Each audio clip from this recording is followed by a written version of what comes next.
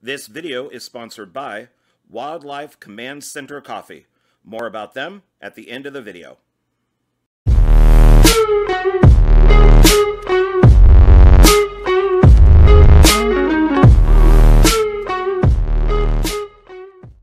Hey everybody, it's me, John Ward, and I am back with another One Filmmaker, One Film. And today my guest is... Hi, I'm Miranda Dudley. I am a makeup and makeup effects artist. You are. And tell us a little bit about Miranda. How did Miranda get into doing special effects and makeup? It was a career I always wanted to do, but it took me a long time to actually pursue it. It wasn't until I was diagnosed with cancer at 21, and after I was getting over, the treatment and in full remission, I decided to pursue it. A big part of that was finding a school here in town, which I live in Las Vegas, Nevada. And at the time when I originally looked at it, there was not a school out here. They were all in LA and, on the East Coast and whatnot. But a couple years later, when I was looking into it again, lo and behold, there was a new school in town. So at that point, I jumped at it and decided to go. And that was 2013 now. Oh, okay. So that was not too long ago, but just long enough ago. So right. It's because we're 2021 now. So, and this is another kind of like a special One Filmmaker, One Film where we're talking with a Miranda effects artist, a makeup artist, and trying to branch out and do different things here, give people the shout out that they deserve and need. So if you like what we're doing, please down below hit that subscribe button, like it, and leave a comment. And we'll give it that thumbs up, and I'll put down a whole bunch of links from the work that Miranda did and any other links that she would like for me to to put down there. So this should be an exciting episode because Miranda and I are friends. We have worked together many times. We've known each other since a film that we worked on called Clown Motel Massacre. How long ago was that? That must have been, I want to say 2014. That's or right at the end of 2014. Okay. Don't you think? I'm trying to remember because it was cold. Yeah, because we were up at Tonopah at the Clown Motel that's up there. Tonopah, that was an experience. Yeah. Yeah. So we'll get into that. So that's one of those places now where I think at least 4 or 5 Clown Motel horror films have been made. So it's been used on a regular basis. So, but before we get into that, so let's, now you talked about, you're a cancer survivor, which is amazing. And that's something you looked into special effects and stuff. Was that something that you had always thought about, or did you, what other path were you planning on going? Let's say if you didn't get cancer, what would you have still gone into special effects, or was there something after the cancer that made you say, I want to do effects? Let's see. Growing up, I was always big into horror films and especially into like metal music. Bands like Cradle of Filth and Slipknot and everything, which they do a lot of effects in their music videos anyway. And I don't know. I remember watching a lot of, I've always been like a huge vampire fan as well. So I remember being like 15 years old watching the Blade movies and just being like fascinated by, the makeup and effects. So I always thought it was really cool. Speaking of which, Steve Johnson is the one that did the Reaper Vampires for Blade 2, which was some of my favorite work. I always thought that I was going to be, when I was in high school, like my dream career was actually to be an archaeologist. Like I wanted to be like Tomb Raider. I've always big into ceramics and hand building pottery and hand building art. Like that's what I did all through middle school, high school. I won like my senior art show with a big like self-portrait piece, stuff like that. I don't know. That's just what I wanted to do. But after high school, life went in a totally different direction. I ended up deciding to take like a break year to figure out what I wanted to do, and then ended up being 2 or 3 helping my fiance raise his really small kids at the time. So I don't know, my life was kind of on a standstill between 18 to 21. Just trying to pay bills and survive. I didn't really think much about it at the time. I didn't know what to do. And then, I got cancer and my life came to a halt. So after that, I decided to say, screw it. I don't want to just pay bills and die. I want to do something I want to do. What was that defining moment? Like I know when I was a kid, I was driving down the road at like Desert Inn and the highway. And I looked up and saw a sign for the school. And it was a big billboard, L Makeup Institute, makeup and effects, makeup and body painting with a big alien makeup on the front of it. And it was like the whole world like stopped for a second. And I was like, whoa. That's interesting. So a billboard did it for you, not a movie or a book or It billboard. was just something I thought about off and on for years. And then I didn't think it was really an option. But at that moment, I just decided it was. I don't know. And then at that time, my grandfather had saved up about 20 grand in money for me to go to college. He'd been saving it up my entire life, but I'd never spent it. Wow, that's interesting. Because like with most, let's say like writers or directors or whatever it is, for me, it would have been like Star Wars or Close Encounters, Jaws would have been mine from a kid. Like I said, I've always, since I was in high school, music, movies, everything. I've always thought that being a makeup artist would be the coolest job ever. But how is that like obtainable, even like realistic? I just, and every time I like retouched or thought about it again, I always thought, it's just not possible. Well, but especially at that moment, with it being like so accessible, I don't know. It was like an epiphany moment almost. It was like the whole universe like said, this is what you want. This is what you need. Go. Well, and especially with Vegas, I mean, you wouldn't think that those opportunities would be here. Like you'd have to go to LA or New York. Exactly. And before there wasn't. So I found out that the school had only been open about a year and a half at that time, which is during the time where I was doing my cancer treatment. So, I wouldn't have even been looking. And when I had looked, 2 years previous, there was nothing. So it was just kind of, I don't know. It was that perfect moment, I guess. And basically I went toward the school. And I just, jumped at it. I had my, grandfather write me a check for 20 grand. I turned it in and I went and I decided to go. And what school is this? So it is called the L Makeup Institute here in town. And it, as far as I know, still is the only makeup effects and makeup school here in town. There is now classes offered at Tom Devlin's Monster Museum. He has a small school, Tom Devlin's Makeup and Monsters, which will teach you the basis of effects. L is, the only one that's going to offer like the full beauty lineup, effects lineup and whatnot. But that's just because Tom no longer works at L. He decided to do his own, individual classes. But how I met Tom was he was the effects teacher. And we're talking about Tom Devlin. Yeah. He's, an effects artist. He's worked on a lot of different things here in town. He was my teacher at L Makeup, and now he also has a secondary school. That's in Boulder City. Yeah, and Tom Devlin's Monster Museum is definitely a place to check out, when you go to Boulder City.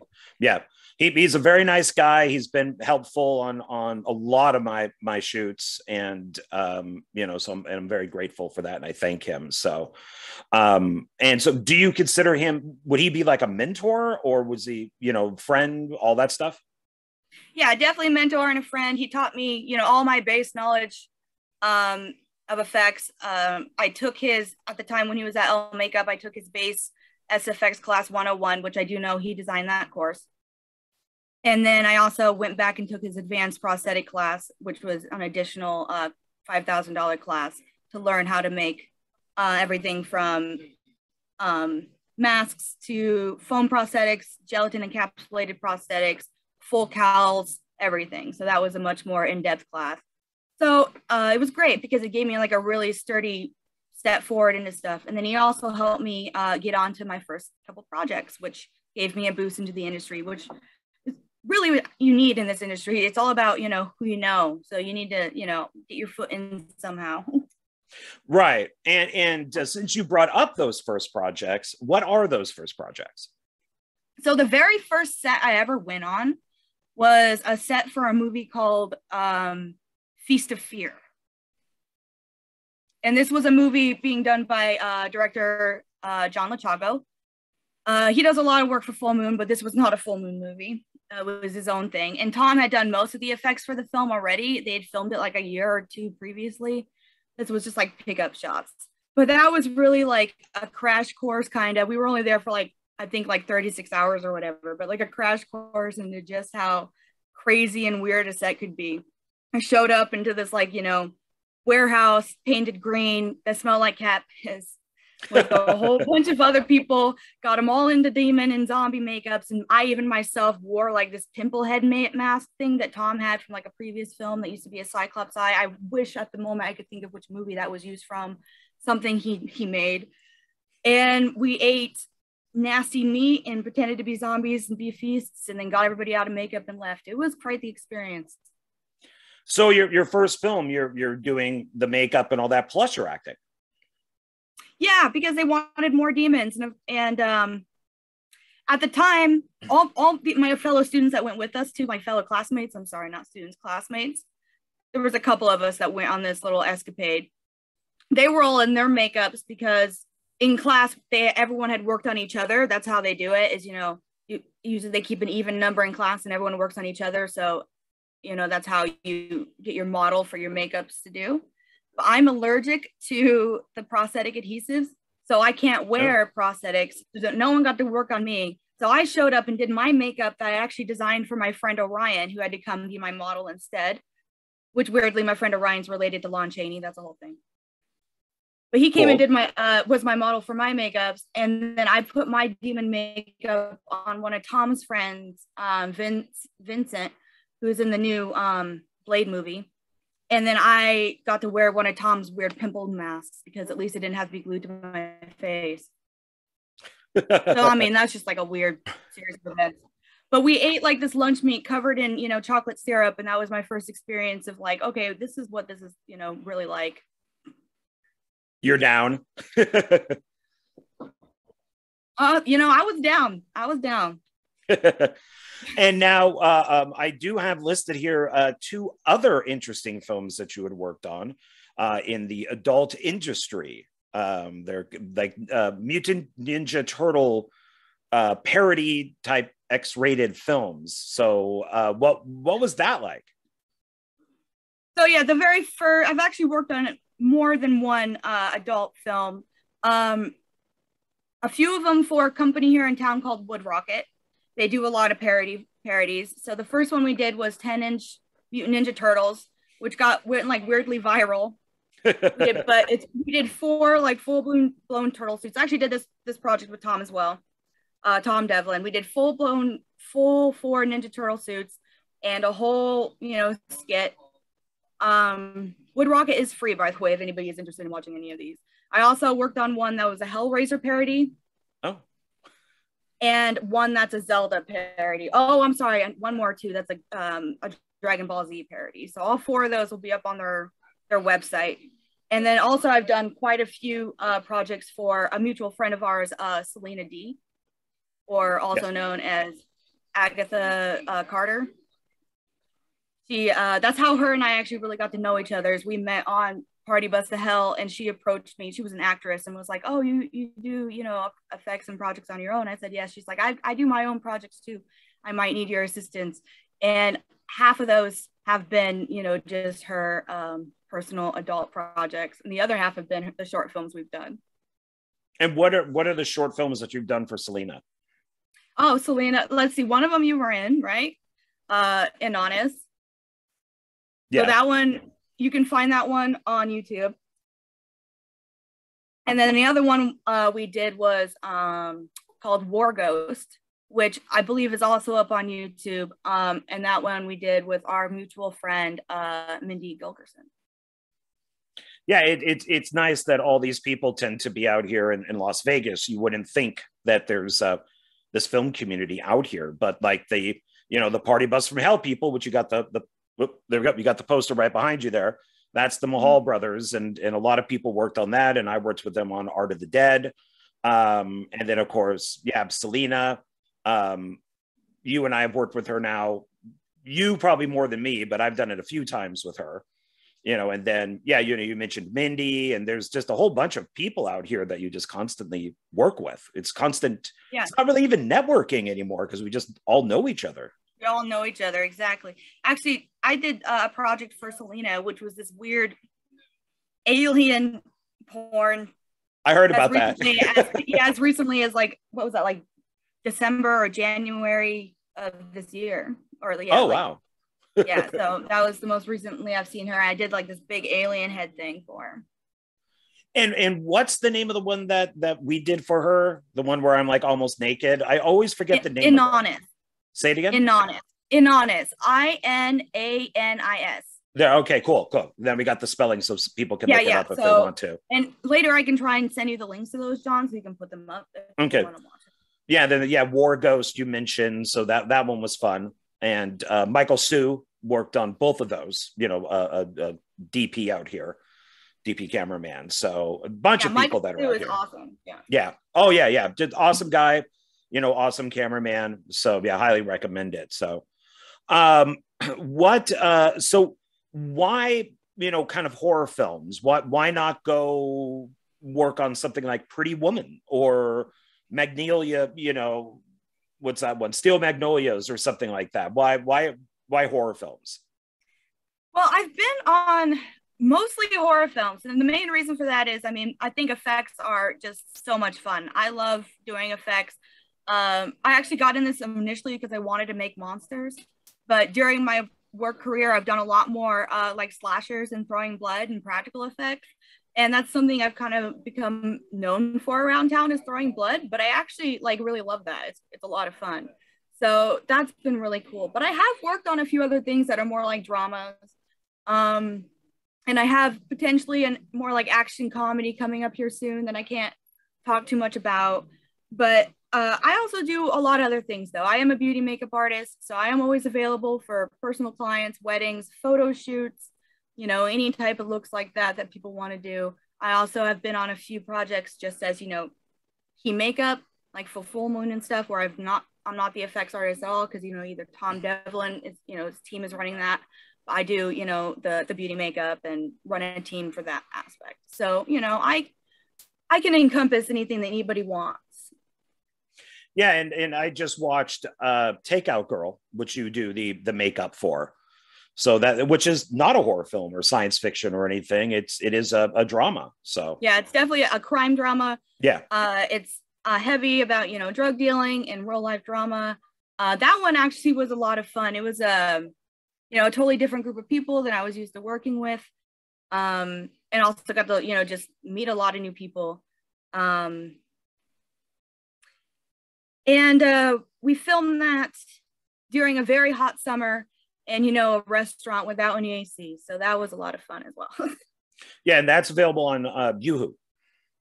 Is that correct? Yeah, it's on Hulu, Amazon. Yoo-hoo. You can rent it on Amazon Prime, Apple TV, Apple TV. Pretty much everywhere online you can rent it. On Hulu with a subscription, you can watch it for free with your subscription. So it's a very accessible. It's been doing the film festival circuit for the last like year and a half. So it's done very well with that. It was actually really cool watching like Bruce Campbell like give Takeout Girl an award. Like it won like the best HBO world in the HBO Film Festival. It's done really well. Like Hassani's won a couple best directors. Hetty's won multiple like best actress. Like it's been really cool to watch it like explode. I don't know. Well, and one of the, because let's talk about one of the other ones that you've worked on out here too is Popcorn Killer. So that's, you know, what's Popcorn Killer? It's actually been switched to Killer Popcorn. Oh, okay. And that is a movie that was produced out here by a guy named Trevor Lane. He owned and ran the Movies and Candy store. It was like the last video rental store, but as of the pandemic, he had to shut down. But he decided to make, you know, this whole parody monster movie. Supposedly it should be out by the end of this year, at least that's what I'm being told. But I did all of the monster makeup for that, all the designs, and all the practical effects and everything. So I'm really excited for people to see that. There is a quickly thrown together trailer up on YouTube. If anybody wants to see it, you can at least get a view of it. It should be a lot of fun though. Yeah, it's an interesting film. So it's got also Drew Marvick is in there. You know, we got a few other people. So yeah, the best part of Drew Marvick being in there, I mean, I don't want to spoil anything in any way, but we did like the reverse shot of what we did in Aximus 2 when he throws the axe at Tom, the security guard. Yes. We did like that in reverse, only Drew gets hit in the back. Oh, okay.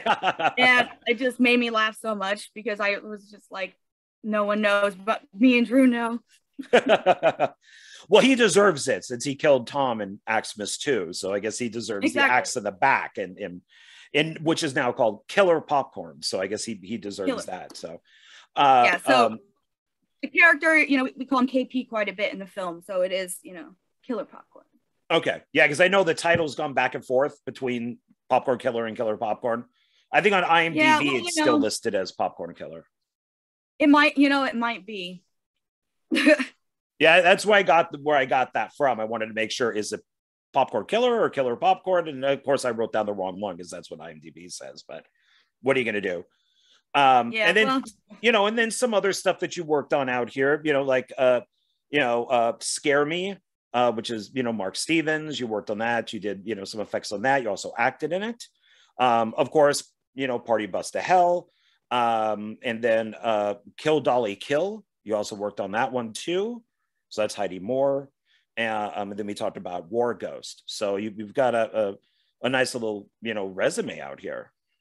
Yeah, I try to get some projects in with as many different people as I can, especially different directors and producers.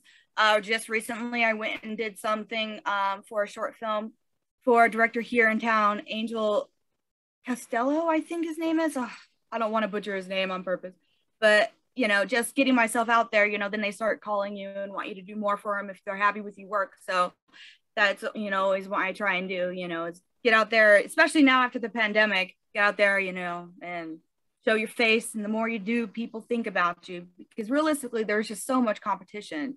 And especially with the school now being here in town, there's just, Right. So, what like effects artist or like horror films or science fiction films, what films, have influenced you? What effects artists have influenced you? So I really, I think that the most, common answer, of course, is like Tom Savini. I think everyone probably would say that. But, I love when I was a kid and my dad used to show me like From Dusk Till Dawn and stuff, and just like how like crazy and outlandish like his effects can get, but in like such a good way. I always thought that was a lot of fun, especially for that time period. A lot of things like Freddy, and at that time it's just like everything looks like a big rubber monster, but it's okay.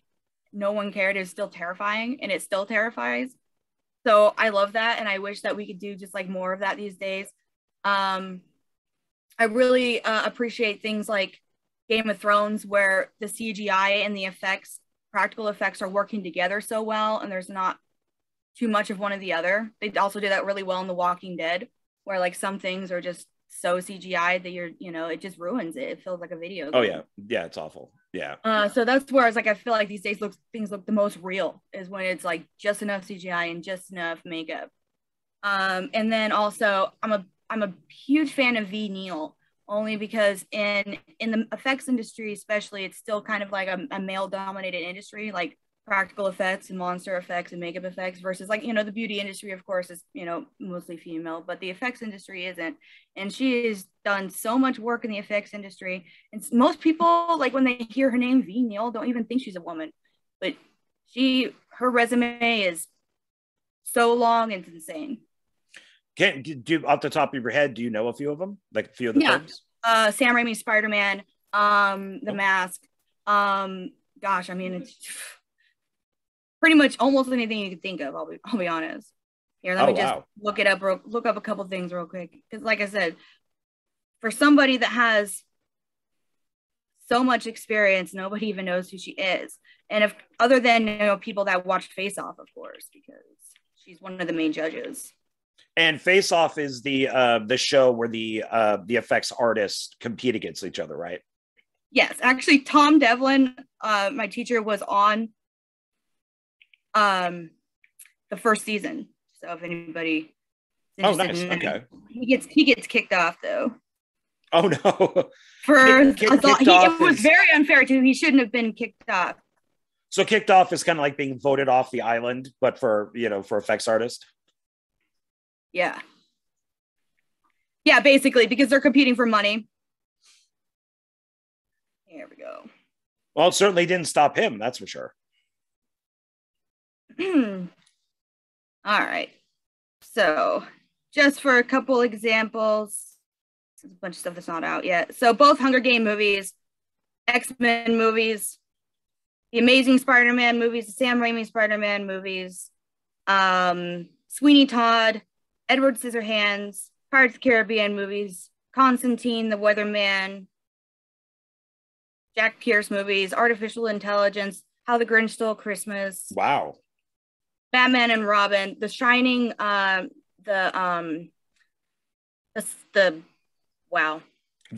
like Sci-Fi Channel version, the miniseries. Yeah. Thank you. Matilda, Batman Forever, Ed Wood, Mrs. Doubtfire, Batman Returns, Hook.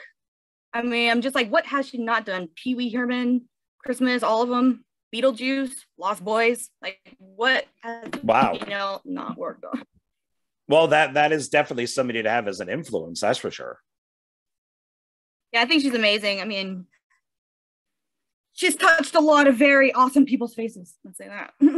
Yeah, wow. I mean, she's done Robin Williams makeup tons of times. Like, there's so many pictures of her like talking and doing his makeup for Mrs. Doubtfire. The guys that they filmed doing his makeup in the film are actually the people that did his makeup. Oh, okay. So that's awesome. So, well, then let's get into now that we know your influence, let's get into some of the other work that you've done in more detail then. Okay. So we'll first talk of Clown Motel Massacre, which was co-written and produced by Philip Trickey. And that was, like we said, shot up in Tonopah at the actual Clown Motel motel. And right next to it is a graveyard. And it's pretty much it's like halfway in between, kind of, if you go from Vegas to Reno, it's like halfway through. It's like that place where you get gas again or recharge your electric car. So, I mean, it's like out in the middle of nowhere type of place. So it's pretty spooky. And we worked on, and that's where we met, was Clown Motel Massacre. And so I even have here, I saved it. This is look at that thing. That's the headpiece that you did for me. William McCready, right? Yeah, William McCready, William McCoy. He goes by, it's like they always say, because it's like spelt McCready, but it's supposed to be McCroy or something. Something like that. Yeah. Because they always get corrected. And so this was my headpiece that you made for me, and of course I got like shot in the head here. So that was one. Yeah, because his character is supposed to be already dead, so he's like a brought back to life, like reanimated thing. Yeah. So this is a movie that has never come out. We're hoping I was actually I was pretty excited to go work on it, mostly because at the time I had only worked on a couple things, and everything had been with other people or under other people, and this was the first. I think originally the director had called Tom Devlin and asked him for somebody to offer, and he gave him my phone number. And this was, I found out like 2 weeks in advance, and was offered just like a very little bit of money, and was like, can you show up and save our butts? And I was like, yeah, cool, because I just wanted to do stuff. I wanted to get stuff done. So I threw together a couple cows and designed a couple clowns and rigged together a couple practical effects that I didn't know what I was doing, and went out to Tonopah, which I was really excited about too, because I knew the Clown Motel is like world famous. Yeah. I've known about it a long time. I have like this weird, I'm like an atheist and I don't believe in ghosts, but I have this weird fascination with ghost shows. I like, like Ghost Adventures and stuff, like a lot. I understand that. I'm an atheist, and I love movies that deal with the rapture and stuff. So I get it. Yeah. So I've seen like Ghost Adventures and a couple other crews go out there to, mostly investigate, not really the motel, but the graveyard. And it's because that graveyard is from like 1901 to like 1915 or 1911 or something. And mostly the graves there are like small children that died from like pneumonia and like babies, and a bunch of miners that died in a big mining accident right outside of Tonopah. So it's just like a really weird and eerie place where a lot of weird stuff happens in that graveyard, I guess, more than anything. So I was excited to go out there and check that out. I think the weirdest thing that happened in that graveyard, though, was that weird lady. What was her name? Debbie? The weird lady. Yeah, there was like the weird drunk lady that kept bothering us on set. That's my biggest memories of Tonopah was her, yeah. Like Debbie or Deborah or something. And then she's even in one scene, like one shot actually of the film, because she walked across the street and they didn't want to reshoot it. So she actually has a credit in the film because she was trying to stop us from filming. But yeah, she kept interrupting us and it was really annoying. I mean, it was at all times during the day. And I don't even know if she was a guest. Philip told me at one point she was saying action and cut instead of calm news. I was like, oh my gosh. And then other than that, I had this really creepy miner that was staying at the hotel too that wouldn't leave me alone most of the time. So other than that, though, it was a pretty fun week. It was a weird week. Yeah, I definitely don't regret it. I mean, it's the first big thing I worked on out here, and David Sterling called me to work on that one. And that was interesting, going from a PA to the killer clown. You know, I basically went from a PA to Freddy Krueger overnight. And had the whole and you got that position or that spot really oddly, right? Like just like last minute.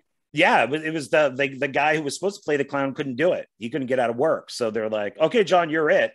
And of course, he's thinner than me. He's probably like 50 pounds, if not, more thinner than I am. So the suit was all like stretched and the back had to be, with safety pins and stuff like that, or, because it was just too big. I'm sorry, too small. And but hey, I think we probably wouldn't have the relationship we do now if that didn't happen. That's what I was gonna say. Is I think the best thing that came out of that film is that you and I met and we became friends because you spent so much time in my chair, which always tends to happen to me when I'm on set. Like the people that I become friends with are the ones that are the ones that spend the most time in my chair. Well, and yeah, true, yeah, because you're really up close. I mean, you're back then. I try to talk to people. I try to talk to people while they're sitting there. I mean, if it's possible, it makes it better. What was the most difficult, like, effect or makeup effect that you had to do for the film? Let's see. Looking back, I'm trying to think. This was a while ago now. Because we had where I cut a person's, I think Philip's neck. He cut across his face. Yeah. There's that, and then I cut a neck on one of the girls.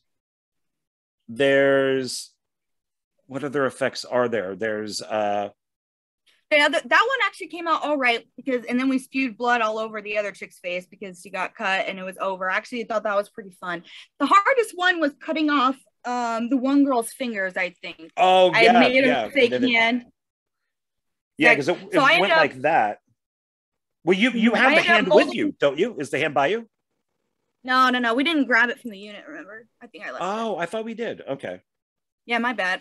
I ended up molding it was pretty funny. I ended up molding my own hand to make this hand because this was again what's so last minute. So it's not like I could even mold like the actual actress's hand. That's not even possible. Molded my own hand, and then when I pulled my own hand in the mold, I like hickeyed my entire top of my hand, like the entire top of my hand, all my knuckles was black and blue. From like trying to get my hand out of this like rubber mold. So that was really fun. I was like, oops. And then, I made the hand, showed up, and we basically tried to cut through these foam fingers. I made it out of latex and foam, and just like with what I had. And it took me forever to get like little hoses into each one of the fingers because I was like, I got to get hoses in each one of the fingers. The idea was she was gripping the toilet and throwing up. And that William was going to come and like cut her fingers off on the toilet, right? So I had to get hoses in each one of the fingers. And I remember sitting there for maybe 2 hours with this rubber mold and like, I think a coat hanger and these hoses and just trying to push these hoses into each one of the fingers and just getting so mad that I wanted to throw the whole thing. I think what I ended up doing was like getting Vaseline down in there because like the rubber on rubber was not working. I don't remember, but I remember just hating life for a while. Well, and it was like you said, she was gripping the toilet, so her hand was like this, and then yeah, I had like tried to mold it like I was gripping something. Yeah, then I took like one of those barber razors. It was dull. And it had to be dull. Yeah, and it was all dulled out. Yeah, because we didn't want it sharp, you know, because you don't want anybody getting cut, but not realizing that because it's dull. I didn't know. Yeah, they should have had two, one sharp, one dull. And the dull one kept trying to cut those fingers that were like that. You know, eventually they did end up looking like this. But yeah, it took forever. Do a lot of hacking. Yeah, to cut through them because of the dull blade. So do you think the, I mean, I have no idea. Well, I kind of do because I've seen the film, but I mean, it's one of those ones where I think there was some miscommunication between probably like Philip and Tom to you of, oh yeah, we have a dull blade, so we need to somehow get in there. Yeah. And, you know, definitely there was a lot of, for, you know, it was one of my first, but there was a lot of foresight and like stuff that nobody, you know, thought of and could have thought of. And that I, you know, wouldn't have thought of. And like I said, I found out about this project, you know, barely 2 weeks in advance. So there's definitely a lot of planning and stuff, you know, things like that. I've definitely learned to avoid or make sure it's well planned out, or, you know, to be like, you know, this is what's realistic, this is what isn't, or this is what needs to happen. For my first project, there was a ton of like learning experiences happening there. Yeah, well, yeah, Clown Motel Massacre, as it's now known as, was definitely a huge learning experience for, I think, everybody. Yeah, everyone there. Nobody really had experience, which was, yeah, it was quite the experience for everyone. I mean, you know, I just remember like Tom Newth like not sleeping, and I didn't get a lot of sleep either because it was like every time I laid my head down, someone came knocking on the hotel door. But, well, I remember on I think it was like the last day of shooting, Tom, the director, told me, go knock on Miranda's door. We need to get her up. And I think this is like 7 a.m, maybe 8 a.m. at the latest. And I'm just like, she just went to bed. And he's like, no, she's got to get up and do this effect so we can get out of here. And because there was a fair amount of drama going on. And so it was kind of like just walking over to your door and just knock, please don't kill me. Oh yeah, because you had to make me up. So that was it, because I had to stand in front of a door or something like that. And so you had to make me up. And like you had just like gone to bed and maybe like an hour earlier, if that. And then it was just like time to get up. So that was it. That was always fun. So yeah, we'll see if that gets released. I hope it does one day, but I hope it does one day, just to, you know, for memory. Well, it's just, you know, there's still a lot of hard work even that goes into a film like that, you know, it's a shame when you don't have anything to show for it. You know, there's right. It exists somewhere, you know. Yeah, it does. So it's just, there's about, I think, like 5 different versions of the film now. So some being 2 hours, all going down to like 80 minutes. So wow, okay. Yeah, there's a lot of different ones. So maybe one day it will get released. So but then after Clown Motel, and we had developed this relationship, and I needed effects to be done on my film, because I also worked on a movie called Drug Z. And between Clown Motel Massacre and Drug Z, I realized, hey, you can have a very small crew and make a movie. And that's when we did the first Aximus film, and which was shot at the storage facility that I was working at from like 11 at night, I want to say, to like 5 or 6 in the morning. It was during February, and it was very cold, and we had lots of heaters, and there were, you know, hot coffee and all that type of stuff. So what was your experience like on the first Aximus film? And you know, don't worry about hurting my feelings or anything. So I've already had enough people call it an abortion and other things that critics have said. So an abortion. They did. This one girl called it an abortion. That's so funny. It's like, what did my film do to you? Well, I remember getting that call. You called me one day and was just like, I had this short film I want to make and I want you to do the effects. And I was at the time, I was like, yes, because I'm still looking for stuff, to just do, to just get experience, to get credit, to get my hands on stuff. Because it's also the thing about especially effects is that, you have to kind of like engineer or learn your way through everything, how to figure out how to do it. So I was like, yeah, okay. And I actually, I thought it was a really fun, when I read the script and everything, I thought it was like a really fun, throw to just like some really classic movies. So, I didn't have a problem doing with it, but really actually surprised me is good or bad, whatever the reviews have been for a short film, that thing has gotten so much attention. It has. It's really like blown my mind. I'm like, whether people like it or love it, I go look online and it's like all over the place. There's lots of views on it. People talk about it. I mean, how many like books and stuff have we gotten it in? I don't know. Yeah, it's now been in 2 review books. It's on Tubi. I put it on YouTube. It's on another YouTube channel. Yeah, it's on another YouTube channel too. Yeah, it's been on. I think it's called like Watch Movies or something. And it's been in festivals and just screenings, and you and I have been to 2 screenings now for like down in LA.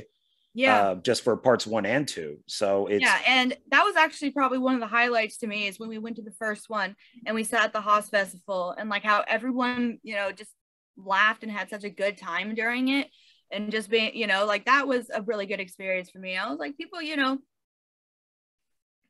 I think they got out of it what we wanted them to get out of it, and I think that's all that matters. Yeah, and it just works. And what did you take away? Because from working from something like Clam Massacre up to the first Aximus and doing the effects on that, what it changed with you? Like what did you learn? Like what could you bring from Clam to this film for like the effects to be even better from Clam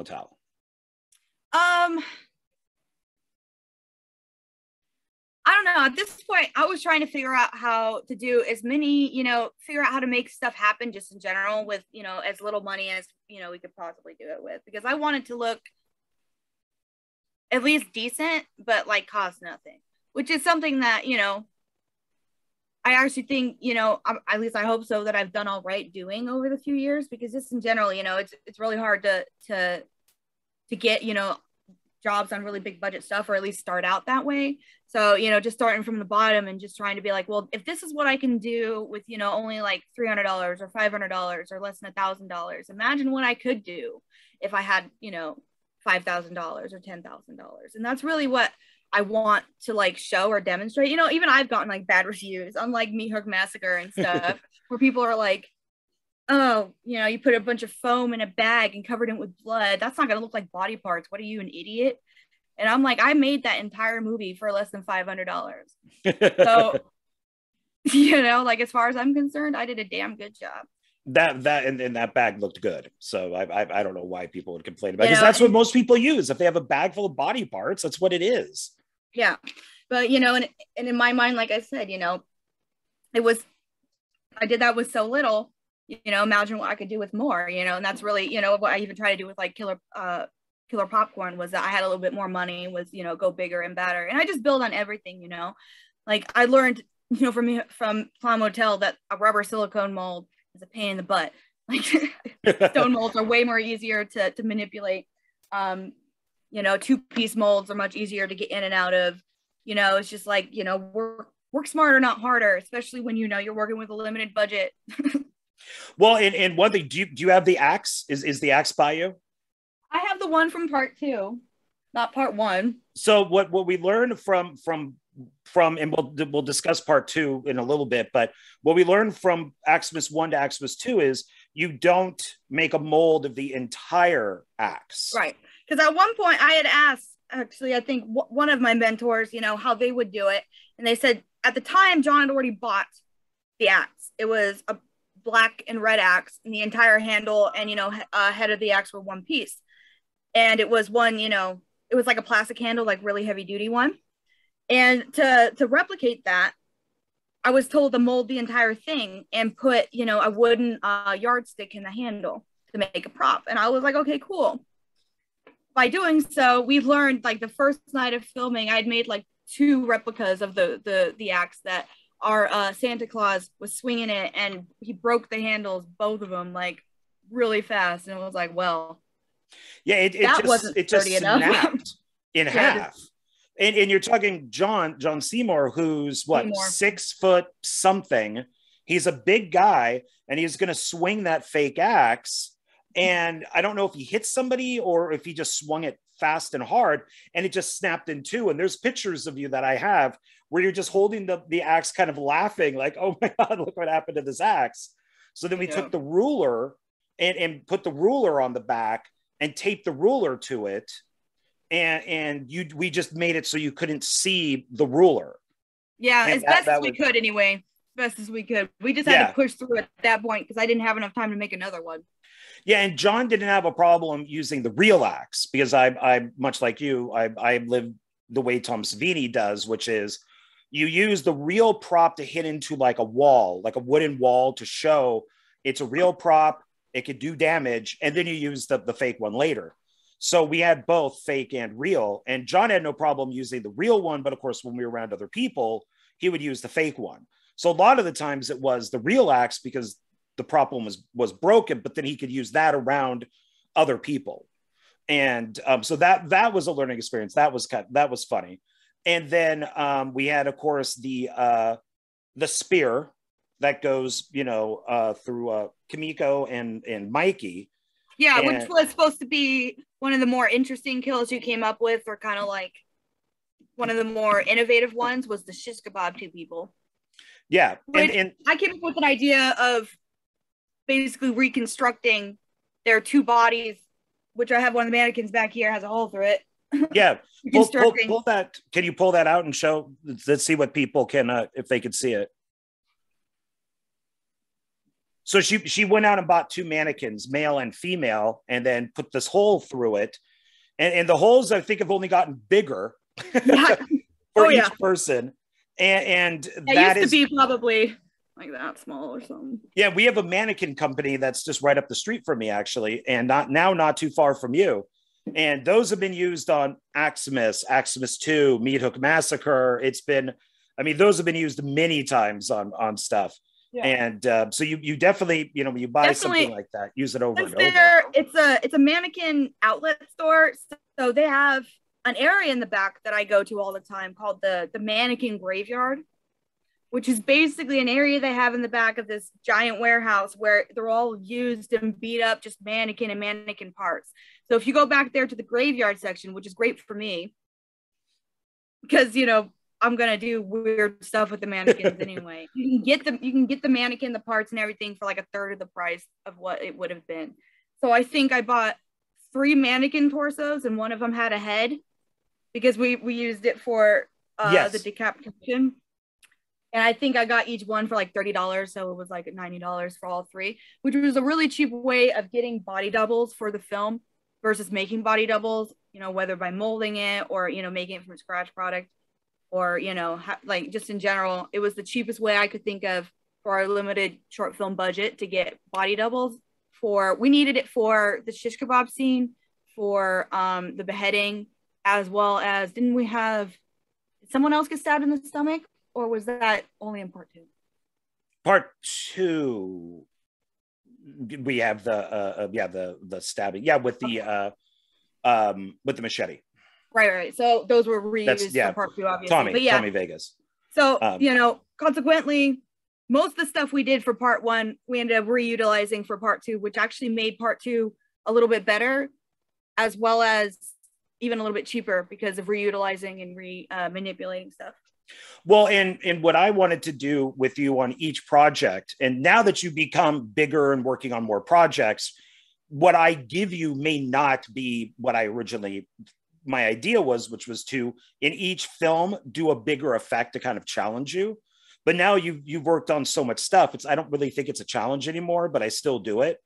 And so what would you say on the first Aximus film? What was the biggest challenge as far as an effect goes? So definitely the shish kebab scene.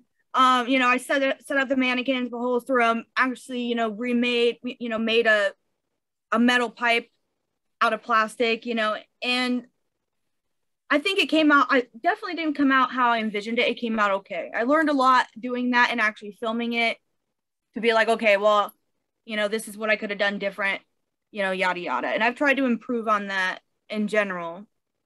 But definitely that was an interesting thing to do. These days, if I had to do it, I probably would do a lot more shots individually of each individual mannequin and going through versus trying to do both of them at the same time. Like much smaller, closer in shots and more of them versus trying to do like the one big long shot of going through the two of them. And I would have loved a shot of both of them on the ground wearing the harness, and just positioning them perfectly so that we had the shot of them just kebabbed to the bottom. But that was just like things I would have changed if I had done it now.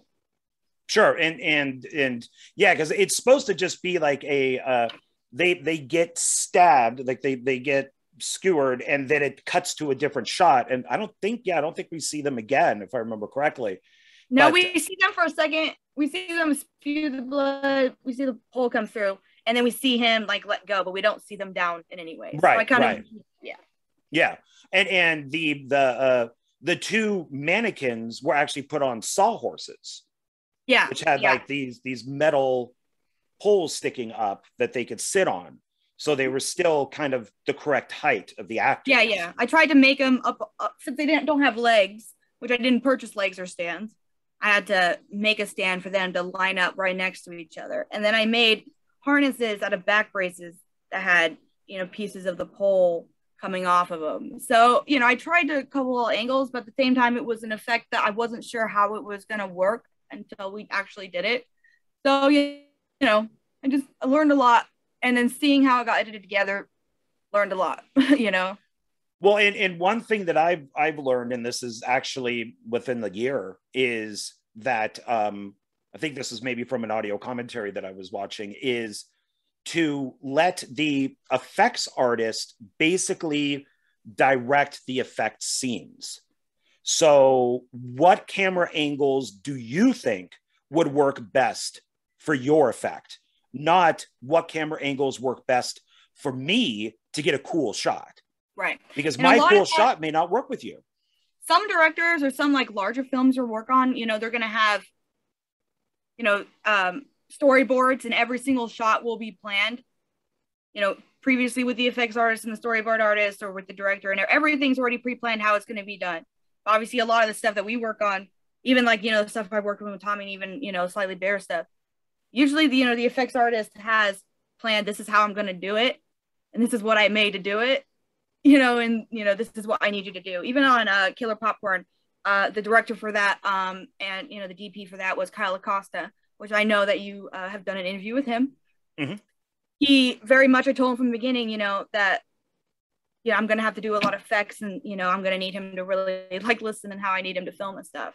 And he did. He, came in and was ready to just be like, okay, well, how did you plan on us filming this shot? And I'm like, this is what we're doing. Hopefully it comes together. The one I learned the most on, actually, just not to skip ahead or anything, was the meat hook scene with Lindsay and New York Massacre.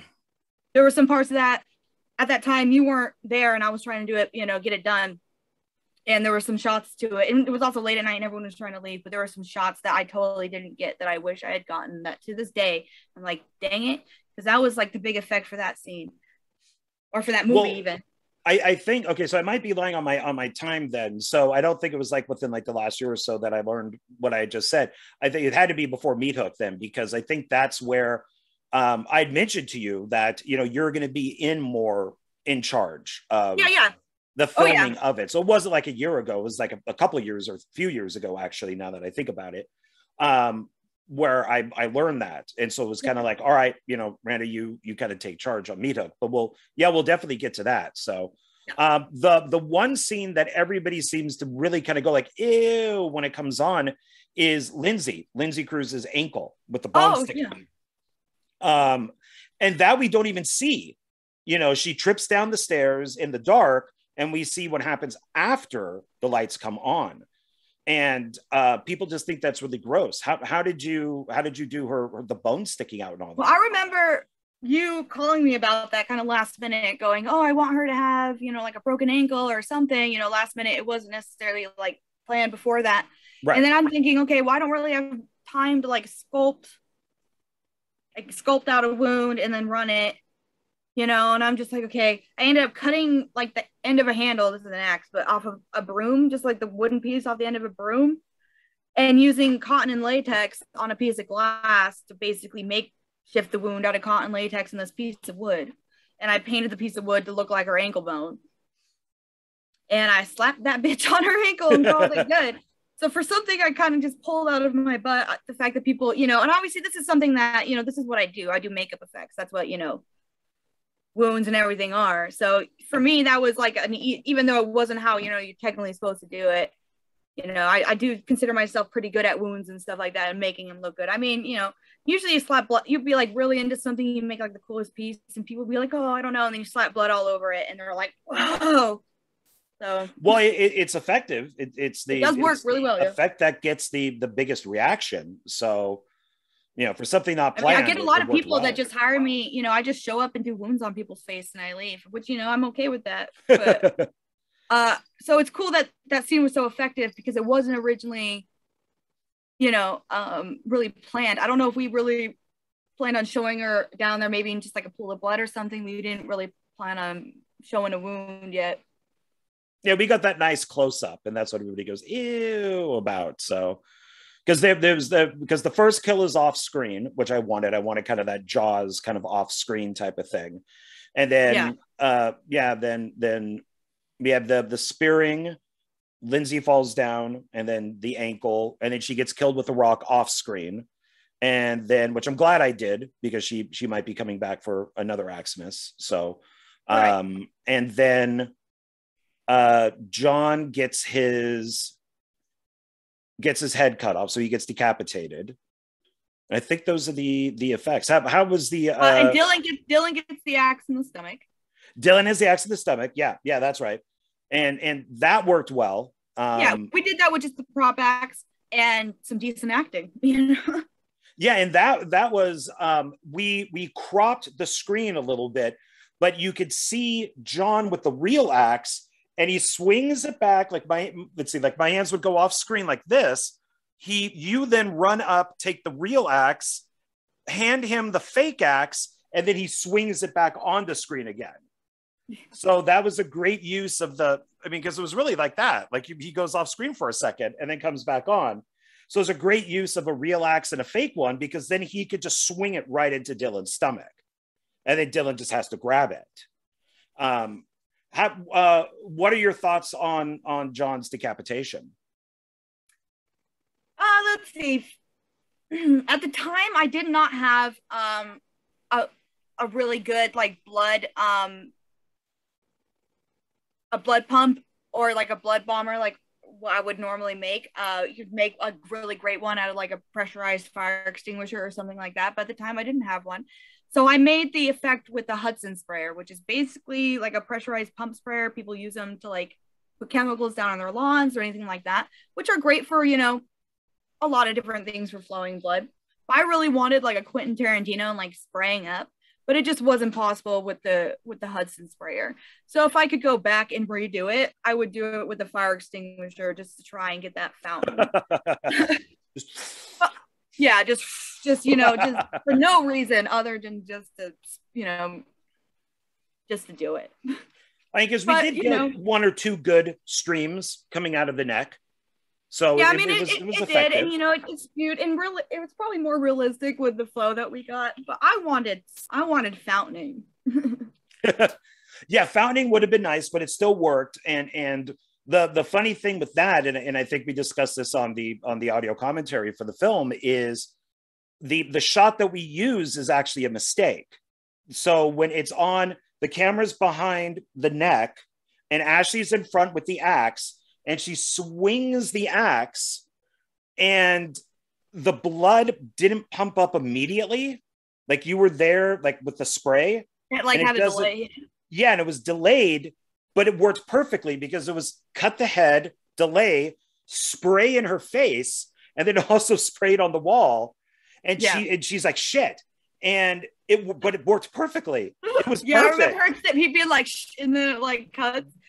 Which the funniest part of that too is that she was supposed to, I remember she was supposed to swing the axe and actually knock the head off because it was only being held on by a couple pieces of Velcro.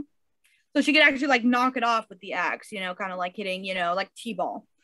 But every time she would swing, like I think that like the head would just fall off anyway. So it was like she'd go to swing and it would just be boom. And I was just like, oh my gosh. And of course, every time we tried it, the Velcro kept getting wetter and wetter. So it was just like, here, it's on, hurry, you know. Yeah, that was a 2 streams of blood out of the neck, but there was a lot of blood on that floor. So, you know, luckily there was like plastic and stuff down there. So yeah, it pulled. Yeah, you know, getting a bunch of different rigged hoses watertight to flow blood is definitely like an art form in itself.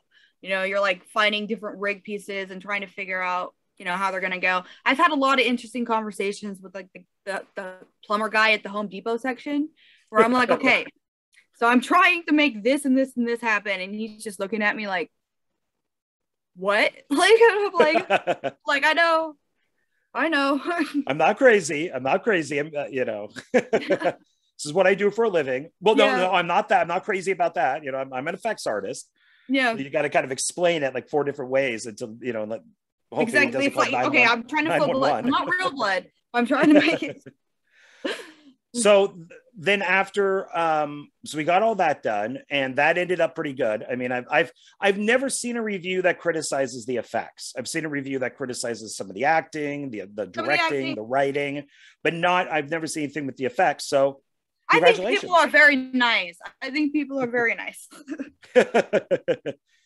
And then after that, so then we worked on Aximus 2, Bloodslay. We did that. And the very that one we got to go. Yeah, that one we got to go a little bigger. That was what? That one we got to go a little bit bigger on some of the stuff, I thought. Well, and the big effects scene that I thought would be for the first film, you know, was the spearing. So then I thought, okay, what could I challenge you on for part 2? And that would be the first scene in the film, but the last scene that we shot, which was the Christmas tree through the chest. And which was Mark Justice and Drew Marvick, you know, playing the killer Santa. So how did you achieve this Christmas tree going through his back and all the way out through his front? So let's see. We utilized our mannequin yet again, which I think is one of the reasons why the hole is so big at this, you know, I think so. Because we needed a lot of space to fit a Christmas tree through it. So a lot of that was clever camera work between using the body double and pushing through, as well as I built basically a rig for him to lean. We bought a second tree. Of course, they're fake Christmas trees, you know, just like you would do. Yeah, they're like two trees, I think. Yeah. Right. So, you know, they usually are in 2 to 3 pieces, if anything. So I built a rig for him to lean against half the tree, and the front of the tree went, you know, to basically attach to the front of him and was tied to his shoulders underneath his shirt, so you couldn't see it, but actually would sit there and go straight out of him without anybody having to hold it. So he could lean at a weird angle and have the tree sticking out of him at the end comfortably because of this brace that he was wearing. And I think that's really what brings it together. I mean, you know, very much the same techniques of pushing, you know, something through the abdomen, pumping lots of blood, you know, getting lots of really cool angles, which obviously Matt, our DP for that, did a great job at, you know, getting some great shots and getting, you know, his hands and the blood flowing on the ground. You know, a lot of that stuff is, you know, very effective. And it makes my stuff look better, which I appreciate. But I think that final shot of him, you know, and then Drew lights the Christmas tree and turns it on. Like, that's just, you know, that's just great stuff. Yeah, because it's so we have the whole Christmas tree that he's trying to stuff into the container. It's supposed to roll as Drew and him are fighting, and then it's pointed outwards, which is the full tree. And then once Drew gets his back on there, we cut. You then come in with the mannequin, and it's got Mark's clothes on, and then that's what you force through, and so then it comes out right at the camera, and then cut back to Mark, where then you have the front part of the tree sticking out for the front, and then the back part sticking up back here with like a harness type of like rig, and then Drew doing it up. So that's the scene that everybody says that they're most impressed with because they've never seen it before, and it looks really good. I mean, the editing, the having all the different combinations of live real person to mannequin, people never say, "Oh, that looks fake." They all mention that scene. Oh, that's great. I haven't really heard. I definitely don't see nearly as many even like reviews on Aximus 2 and stuff as 1. So I always wonder like what people think of that for sure. Yeah, that's always the effect that's brought up, and that was where the first film we got the off-screen kill with Tommy. I wanted this to be an on-screen kill, so kind of more Jaws 2, if we want to use the Jaws comparison, where we now know it's a shark. We know that all this type of stuff. There's nothing to hide. So let's just give them this blown out Christmas tree effect.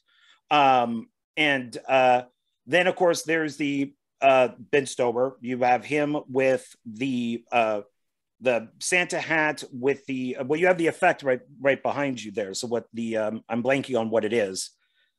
So it's a crowbar. The crowbar. Thank you.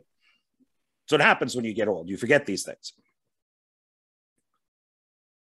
So I don't remember, but you found this crowbar, I think, at your work. storage unit? Yeah, at work. So this is the original crowbar. It is, well, now it's painted silver and rusty and is covered in blood because we actually used it more than once. But when he found it, it was actually covered in rust and all nasty at the time, which is hella funny. And I cleaned it with Coke and like got all the rust off of it. And then I painted it like this silver and yellow combination to look like new. And then I molded it and made a double. So this one is like made out of foam. So we had more than one. And that was interesting to mold something metal. But I made a 2-piece mold. Obviously you can see this is not a silicone mold. This is a 2-piece mold made out of stone. And you should always keep those, right? So for anybody out there who does these things, you should always keep these molds. You don't throw them away. Yeah, definitely. As an effects artist, anybody that makes anything similar to this, you always keep your molds because that's really where your product comes from. As you can see, stuff gets very worn out. But basically, I came up with this rig where, because the idea is that Ben Stober's character takes this crowbar, in the head. And John really wanted it to get like stuck in his head. So it was sticking out. Right. So I had to think, how are we going to do that? Obviously, it needed to be light. And then we came up with the idea that Ben Stober's character would be wearing the Santa hat. So there's a wire rig inside this hat that I could size. And then it's actually only being, the crowbar itself is only being held in here by just like one of those pinched paper clips. Because it's so light, it's just holding on to the wire and to that. So it could be easily disconnected technically. That's all it is. But basically, it's just a headband that goes underneath the hat. And we filmed it in the way so that he wasn't wearing it. And then we would put it underneath his hat. And then he reacted and turned his head and it was sticking straight out. And it was actually way more effective than I thought it would be. I was really happy with how it came out, considering it was more like a puzzle. The hardest puzzle of the whole thing was figuring out how to get it to stay straight out like this without, falling over. Yeah, because it's okay. Yeah. So move it more. Have the thing in the back, the crowbar in the back. Yep. So if you look at it that way, so that's how Ben looked. So don't move your head, keep it straight. He's talking to Ashley, who's Ashley Campbell, who's Sarah, and he's mocking her, making fun of her. And then Tommy Vegas is supposed to, we don't see her, but all of a sudden Ben goes like, ugh. And then he turns his head. So if you turn your head, now the crowbar's in there and we see Tommy Vegas standing behind him. Did you see it? Yeah. So there was really no action done. It was just being hidden until he turns. And it looks like she's already done an action, but we shot previously Tommy holding the crowbar. So we know that she has it. Yeah, she picks it up. Yeah. And then he just kind of jolts his head back when he's hit with it, turns, we see the crowbar, and then he falls out of screen. So yeah, that was effective. That worked well. Yeah, it was really clever. It was a clever way to do it. And that one, I think we did mostly kind of pre-plan a little bit. Maybe not the exact angle we were going to shoot it at, but that it was going to be, sticking out of his head, and it would be some sort of reveal. So right. Because that's actually the same crowbar that we used in Meat Hook 4. So you took the rust off to paint it, and then you had to then put fake rust back on. Yeah, so I ended up repainting it like the silver color and painting rust on it. And it's funny too, because you can see spots where the yellow paint is showing through the silver paint because it's painted it yellow. Yeah. And it's really funny though, because he picked in Meat Hook Massacre, he picks it up like outside, like out of the, off the desert floor, like off of like the deck or whatever. So I was like, well, you can't have this brand new yellow looking crowbar, sitting out there in this rusty, bar. It just didn't make any sense. So then I had to paint rust on it. I mean, it looked all right, and we never like got really close up on it. And for that effect, he just swings it towards Mark, so we didn't have to make a fake one. Yeah, and he gets hit like right in the jaw area here, so you see that breaking his jaw and stuff like that. So, and then of course we have the Tommy Vegas kill which you use the female mannequin, put her sweater over it, and then just had the machete go through. So is there any more to that? Any more involved? Like, did we have blood or anything come out there? I don't remember. Yeah, I remember we tried to do we tried to pump some blood, but it was really hard to get an angle out the shirt, which and I remember the machete, because it's ribbed at the top, kept trying to like snag the sweater material. Yeah, because it's all jagged. Yeah, it was hard to get like a clean go through. But I feel like the shot that we got turned out okay. And I remember adding blood, like kind of as we did, because we ended up doing it a couple times, I feel like the most effective parts of scenes like that in general are the actors' reactions, when they get stabbed, when they spit blood, that sort of stuff like that. Because you usually see the effect, so quick. It's like a, half a second or whatever. Yeah, because she basically walks into it. Tommy and Ashley are talking as they're walking through the hallway. As they turn the corner, Drew's already there with the machete and just sticks it right into right into her. So we gotta. So, and then there was off-screen kill, and then there was the hand that rolls under the door. And the arm I bought at, do you have that with you? So this is where, I purchased this for like $5 at Goodwill. I remember you, Miranda, being a little concerned about it, saying, it's not my effect. I didn't make it. How can I take credit for it? That type of thing. So I said, no, make it your own. I wish they hadn't overstuffed the palm. That's the thing that bothers me the most, is like the palm's overstuffed, but I never wanted to like rip into it and try and de-stuff it, because it might just like be warped at this point. So my thing is just like to distract from that, But that whole end, that's all you reworked it for your own. And that was my whole thing was, I know you didn't create the arm, but you could make it your own. You could do more with it. So do whatever you want with it. And you shaved it down. You had the bones and all that type of stuff come out at the end more. You painted it red. So, and we've used it in many things. And, so I think that you can call it your own.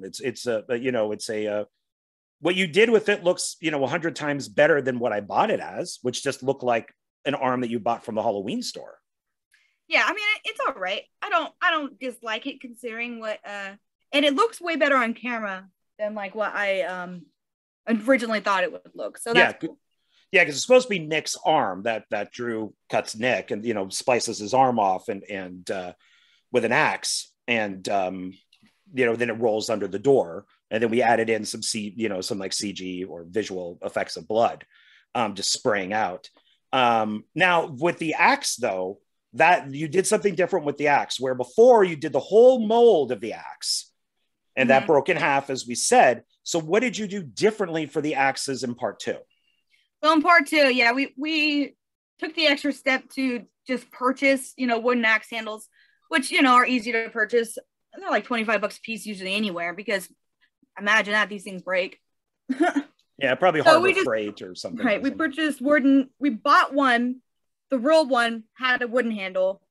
And then we just purchased wooden handles that look, they're same size and were similar. And then instead of molding the entire thing, I just molded the axe head. So I was able to make just foam heads. So yes, it's a little bit heavier and a little bit more dangerous, I suppose, when you're swinging at people, because it is a true wooden handle, but obviously much sturdier, and just the heads are fake. Yeah, so so you got the weight of the handle, and yeah, you got the weight of the handle, but then you have the foam of the head. So if it does hit somebody like in the back or the chest, it's not really going to hurt. Of course, nobody's fully swinging at somebody, anyways. Right.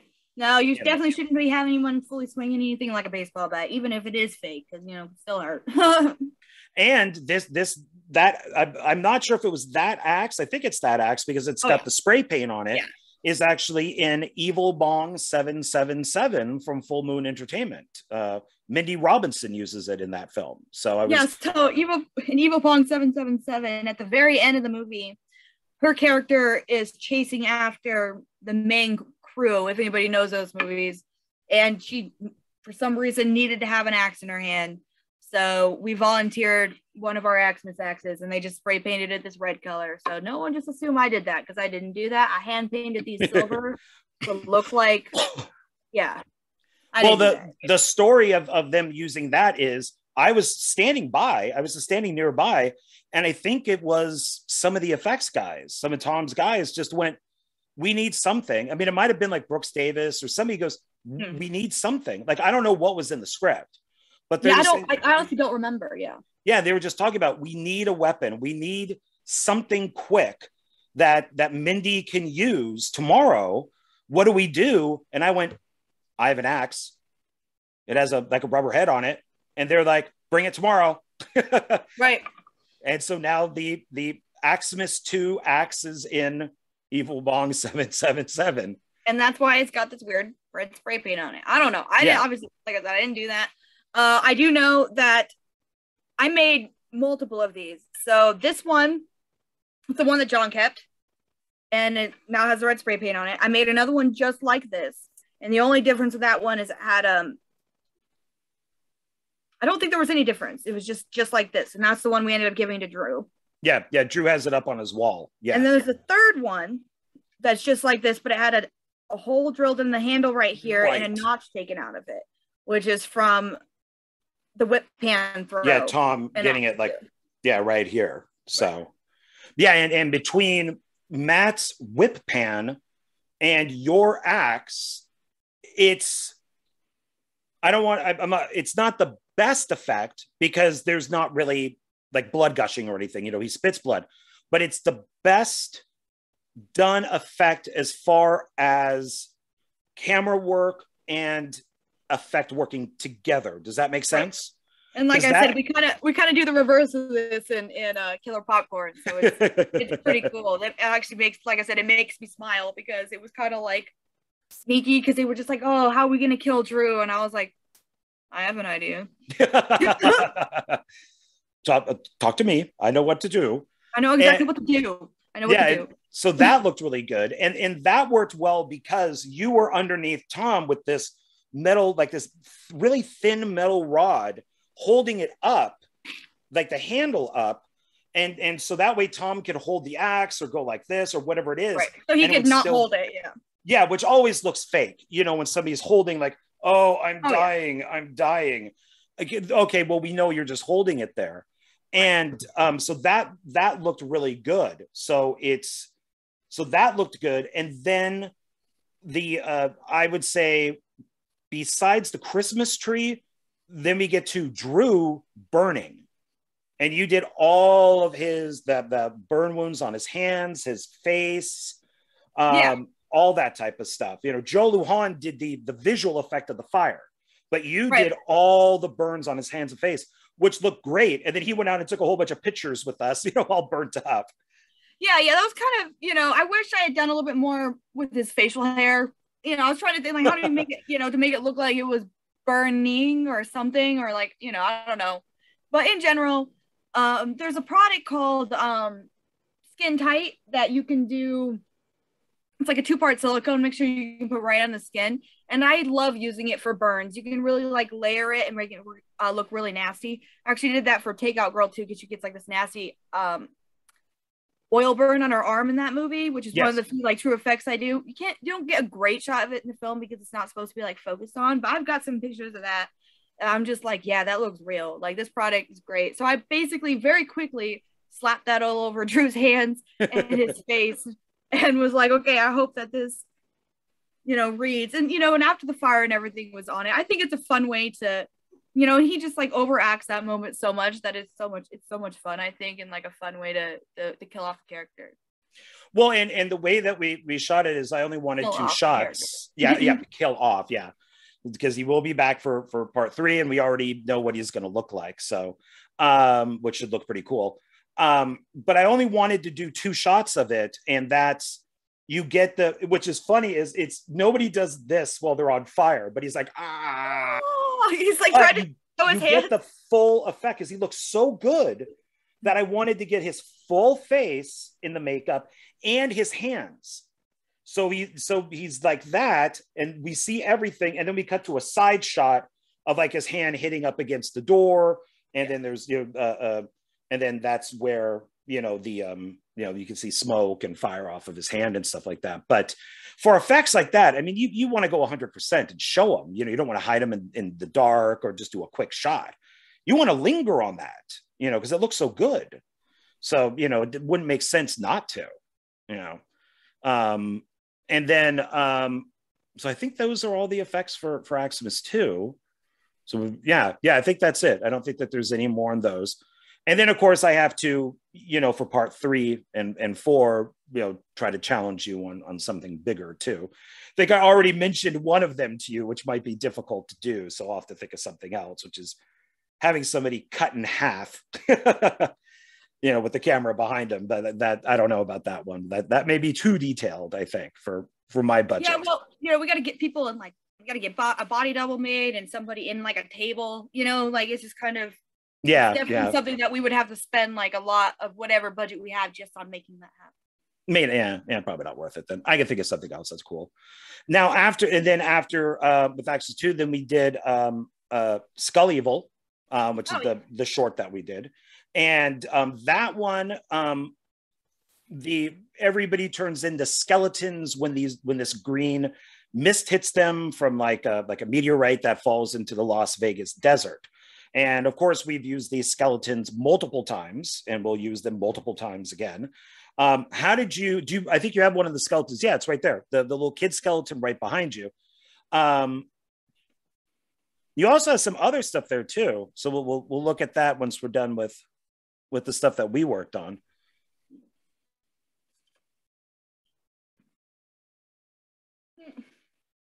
So that's one of the skeletons that we use. That's a little kid skeleton, and which I thought people would go, oh, when they saw it on screen, but they only went, oh, when they saw the cat skeleton, which is fine by me. But how did you make these skeletons look this way? Because we had 2 adults and 1 kid. No, actually 3. There's 3 skeletons because Grandma was a skeleton. So there were 3 adult skeletons and 1 kid. How did you make it look like that? So I kind of took a book out of like classic, like haunted house prop making and effects, like for making stuff for a haunted house. So basically, since John pre-purchased these plastic skeletons, they're just like anything you can get during Halloween. But I basically took lots of strands of latex and cotton and laid them all over them. And then I went over it and used like a washed out brown paint, like a really dirty looking color, and like washed in between all the little bits to make it look like old rotting flesh coming off of them. So, basically a real simple technique that can be really effective on film or anything, really. It's really easy that anybody can really do it. Yeah, and we had them standing, like you turn into one. You're at one of the apartments that's across from the one that Mikey's in. And, 1 second you're there and I think you're smoking a cigarette, and then he looks away and then he looks back and you're the skeleton.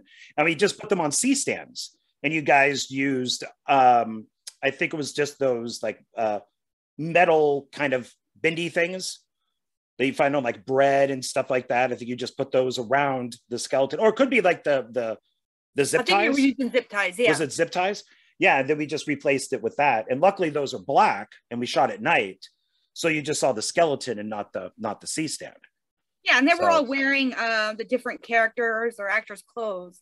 Yeah. So, I mean, you know, you're only seeing bits and pieces depending on the shot. Yeah, because you turned into a skeleton. Danielle, who's your assistant on this, she turned into one. Julianne Prescott turned into one. My poor cat, you know, Boris turned into one. And then just Boris, whatever. No, Mittens, no. Oh yeah, Mittens. Yeah, so whatever clothes they were wearing, we just put them right over it. But then, of course, later on for something like Cannibal, we had a skeleton up there, and you don't even need the clothes. I think we did put clothes. It was the camouflage shirt was on it. So, but the lucky thing is that they're completely done up, that she completely made them look like that. So you can either just have them without anything on or any clothes. So yeah, and ironically, I think it was not last Halloween, but the Halloween before that, I remember I utilized them in my front yard. That's right. And I made like a graveyard in my front yard and laid them all out with tombstones and put spider webs all over them and stuff. So I had like this really creepy skeleton graveyard with a bunch of bones laying out in my front yard. Lots of times my house ends up being just like thrown together really quickly, but it still ends up being pretty effective. Well, yeah, see, and you don't even have to use them just for films or effects or whatever. You can have them outside for Halloween. That works too. They're multi-useful. Yeah, all of this stuff has been used multiple times and has made its money back. Even the machete that we use is Medoc Massacre. It's Aximus Iv. It was used on Clown Motel Massacre. It was in Camp Blood 666. Didn't I wear it in Aximus 1? Was it in Aximus? No, because we didn't know Philip yet. Yeah, we did. Did we? We met Philip when we met each other. Oh, that's right. That's right. No, he didn't work on Aximus 1. So I think I had it just for part 2. Well, in part 2, I got my throat. Oh, yes, that's the other effect that's in part 2.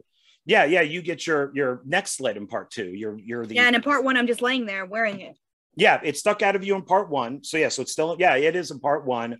Speaking of which, John and I have this weird thing where in every horror movie we do, mostly anyway, not necessarily Skull Evil actually I am in Skull Evil, I die.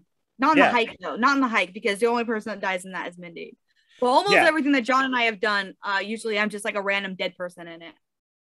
Yeah, and you're even though you'll probably be filming, you'll be out of the area for when I shoot delete. I do have a picture of like you and Paul in the phone for Mikey to delete. So you still die in delete, even though you won't be here. You'll just be a picture and in the film get deleted. So cool. So I think out of all the stuff we've worked on, it's only been like 2. Yeah, so it'd be Cannibal, you didn't die in. Yeah. If I Can't Have You, you didn't die in. Yeah, because that was didn't make Cannibal, sense. The Hike. Yeah, but the same thing, different titles. Yeah, If I Can't Have You, but I think everything else you have. So yeah. I'm not an actress in any way, but my IMDb says differently. Not just on your films. I mean, we do it intentionally on your films, but almost every single thing I've ever worked on, I end up getting thrown in as an extra, or I end up being like someone's hand double, their head double. You know, I don't know. Almost every single project. Full moon projects, even a Takeout Girl. I'm in a scene at the beginning of the movie at the college. Like, I don't know. Some of them I'm credited, some of them I'm not. I think I've got like 10 acting credits or something on IMDb. I'm always, at one point, I went and tattooed my hands because I wanted people to stop using my hands, and then it didn't work out on Blade the Iron Cross. I ended up just covering my own tattoo. Well, in Takeout Girl, technically you have 3 credits. You have, I think there's one for restaurant actor, you were student actor, and then of course makeup. Yeah, because I was also at the restaurant in a couple of scenes, like one of the restaurant patrons. And I was just like, man, they're going to think that I like stalked this girl, because I was even supposed to be in this party scene that ended up getting cut from the movie. So I was at the college, the party, and the restaurant. And I was like, oh my gosh. You're the Takeout Girl stalker. You just keep following her everywhere she goes. Yeah. And so, yeah, how was it for to go back to Aximus 2? How is it like putting your own prosthetic on then for like the machete cut? It was all right. I just remember I had like a lot. I wanted to do like more. I remember, or planned on doing more, but I ended up just like looking at it and being like, I guess that looks fine. And then I had my assistant that was there with me at the time just throw blood all over it. And I mean, it was cool. It was, at least it's easier doing my own makeup when I can keep my glasses on. Like doing my own face can be hard because I gotta take my glasses off. Yeah, my throat was pretty. Yeah, and compared to Aximus 1, where you just had the machete sticking out of you and you were in the swamp cooler room in the corner, this one is you had to keep your head back, like don't breathe, because we wanted to do that kind of doink, doink, doink shot on you. So as Matt and I are discussing it, you're like, can you do the shot, please? I'm just sitting here. I'm like, oh, sorry. Hard to keep your eyes open too. Like every time I like try and shoot a death scene like that, my eyes just want to water. I'm like, oh my gosh, stop it. Well, and you know me well enough. If you're dead, your eyes are open. It's that simple. Nobody dies with their eyes shut. You don't die. You don't get shot with a bullet and go, you don't. Your eyes are open. The only time you die with your eyes shut is if you're asleep, or somebody closes them after you're dead. You die with your eyes open. It drives me nuts. So yeah, so everybody on my sets always has to have their eyes open, which is kind of a drag, but it looks better on screen. It's creepier, if you can see somebody's eyes just with no life in them.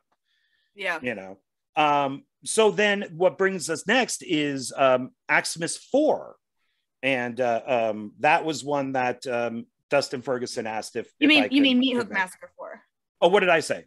Aximus. Oh, Aximus 4. Well, that's coming soon. So Meat Hook Massacre 4. There we go. Thank you. Meat Hook Massacre 4. And that's the one that Dustin Ferguson asked me to work on. And so on that one, you made up these masks. Now this is one that was used at the very beginning. If I can get it in there right. This was supposed to look similar to the one that was at the end of part 2. Yeah. And this was a mask that I purchased, and then Miranda made it all up. She made it look, once again, it's actually a foam latex prosthetic that was, like John said, pre-purchased. I'm trying to remember the company for that one. I'm not sure where I found it, to be honest. I think I found it. It was one of the stores out here in Vegas. I thought I even asked Dustin, I said, hey, was this the same mask that's used? He said, no, but it looks similar. Yeah. So we just wanted him to look like part 2. Yeah. So it's just a foam latex prosthetic, a pre-made one. And then I put the strap on it and painted it to look similar to what the mask looked like in previous Axis films, at least based on as close as we could get it, or at least like in the vein of those, so that it made sense to travel from part 3. And then after that, we have a point where he reveals the new masks, because I really wanted to, since you asked me to do the effects for this film, the main thing I wanted to do was redesign the masks completely and kind of make it my own, and to make it cooler and bigger and badder than it ever been. Didn't want it to be a pre-purchased thing or a modified thing. I wanted to, from scratch, design masks. And as well as you wrote a second character, Ruth, that would also wear a mask. So I was able to do actually 2 original mask designs for this film. Yeah, I'm very big into tying in. If I do a sequel, I want to have the other films tied in. So this was more or less, what he looked like in parts 1 and 2. 3 was a prequel, so he wears like a different looking mask. But for 4, after this, it was basically like, Miranda, go all out, go do whatever you want, please, you're stuck with the old look for just the opening scene. After the credits and we're reintroduced, we bring in our own Bubba, and this is what she created, which looks amazing. Yeah, so that is not the original mask, but that is a replica of the original mask, which I did make a couple replicas. I designed it to look like, hopefully, like different pieces of torn skin, and then that he ruggedly like stapled them together, but still similar to something that Bubba would do. I hand sculpted everything, like spent hours trying to do like all the pore texture and line texture, which I know you can't super see it on the camera quality, but I really spent a lot of time on him trying to make him look, nasty. Well, and you'd even mentioned to me that there's 4 parts. 1, 2, 3, 4, because this is Meat Hook 4. Yeah, well, yeah, when I was trying to decide how many sections like he should be, you know, putting together or whatever, I decided 4 made a lot of sense, especially because of it being Meat Hook 4. And none of the previous films did it look like, you know, different pieces of skin sewn together. It all was, you know, for the most part, all looked like one big piece. Yeah, I think so that they were cutting like that, and then they would strap it on instead of kind of doing what Leatherface does. It takes different pieces from different. Right. So I kind of like wanted to just like take that inspiration, but make it very Meat Hook Massacre-y, because it kind of has its own style to it, like, you know, the mask that he's used in the past. And then you wrote the character Ruth in, who's supposed to be like Bubba's cousin, and so I had to do like a female version. And this one's actually the original mask. It looks all nasty on the inside from being worn. And this one, I decided to go with the white strap instead of a black strap to make it different, and I coated it in like blood. And I made her, I don't know, just like I had her stitch each section together, mostly with stitches, because I figured that, you know, she would be a little bit more tender-hearted or caring about it. And then I tried to make sure that like the skin looked more like, you know, she pulled it from a pretty girl's face or someone that she thought was pretty. Right. And then that would be Andriana. So she had that on as Ruth, and she really got into her character. Then we had so that was the opening scene, and then we meet Ruth and we meet Bubba. So then they got the different masks on, and then the kids drive up. So we got Mark again, we got Mindy, Mikey, Lindsay. So they're the ones that come up, and Mark is the first one to get killed. So he got the crowbar, which is the way it looks now, and which kind of, right to his cheek. So if you can kind of picture something that looks like that, you know, on the, where is it, on his cheek, you know, just all gashed, just really, because he's supposed to like use such force it breaks his jaw. And so then he gets hit with that and falls. After that, then Mikey gets the fist through the mannequin, the male mannequin, and his heart is pulled out. Like it is like pulled out through the back. So it's pushed out actually. Yeah, it's supposed to be like an organ that he pushes through his stomach and comes out the other side with a, you know, an organ. I guess, you know, could be a heart, could be his liver. You know, his hand is really covering it quite well, so you can't really see, but it ended up being quite effective. And another way we utilized our mannequin. So we kind of did like what we did with the original Aximus is I think, wasn't it the sawhorse was there, the male mannequin was put on top, and then Mikey was, you know, Bubba pushed his hand like into pull Mikey out, pushing the sawhorse with the mannequin. So describe how was it that the actor playing Bubba could take his fist through the outside the mannequin, through the mannequin, and then have the heart pulled out, you know, pushed out through the back or the liver. So basically, we did a shot of just basically he reached forward and grabs Mikey by the throat, and we have him standing on apple boxes or a crate or something, and he's like bending his knees a little bit, and so he straightens out his knees so it looks like Bubba's raised him up. And you're just seeing, you know, them from like their shoulders and their faces. And, you know, obviously his arm is in the shot. And then from that point, we cut to a shot of just Bubba's arm going back, like bending his elbow and going forward and like into the front of the mannequin. We did a quick shot of that. And then I positioned him already. Mikey's already been pulled out of the shot, obviously. But I positioned him to where his hand and the organ I made is already in his hand, and his hand's halfway through the mannequin. So he's already, you know, holding the top of the mannequin, and his hand's already in the mannequin. And I had Roman, right? Roman. Our DP. Oh, Romeo, thank you. It's been a minute since we worked on the show. I had him positioned right behind the mannequin for a very close shot of just the back. So all you're going to see from that shot is just Bubba's hand coming out, all bloody, all nasty, all the organs just pushing out the back. So it was by piecing all those together, I was hoping to get a full through of him pulling his arm back and going all the way through and coming out the other end. And then we just throw Mikey down, you know, to the side. Yeah. Once I think he like pulls his hand back through or something. Is he's still holding the? Yeah, he does a pull back out and lifts it up. And... Yeah, then that's when, like, you know, Ken May's like, you know, keep a hold of that. That's good eating right there. And Mikey falls to the ground. Mindy goes that way, you know, Lindsay goes that way. And then and now with Lindsay outside, that's where Bubba and Ruth both get her with their hooks and rip her open, and then her insides fall out. So how was that done? So that was done with the female mannequin. We reutilized that, and I stuffed it with a big blood bladder and a bunch of organs. So my hope was that when the first hook actually went into the mannequin, that it would start to bleed. So, you know, and so by the time the second hook went in, there'd be, you know, blood on the outside of the mannequin, and they could actually rip the mannequin apart.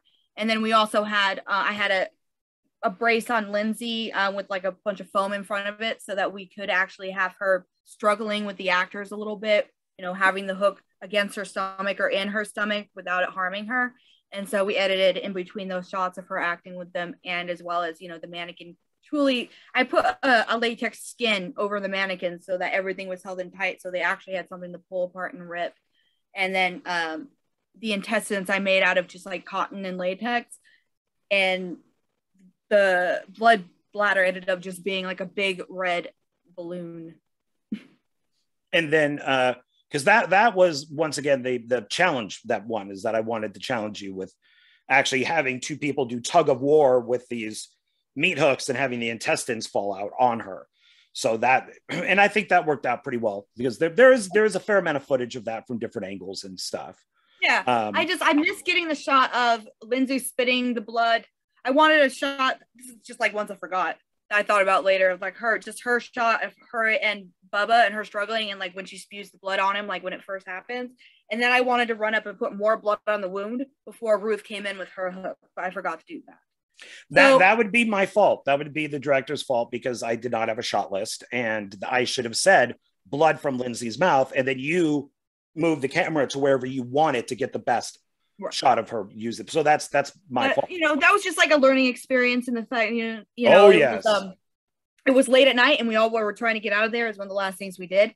And so a lot of the shots that I had pre-planned or we had thought about or whatever just kind of got forgotten. But in the end, it still came out, and, you know, learned a lot.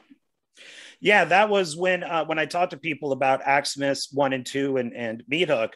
I don't think these films are, like, you could not put them side by side, but I say, like, Aximus is Godfather, Aximus 2 is Godfather 2, and then Meat Hook 4 is like Apocalypse Now.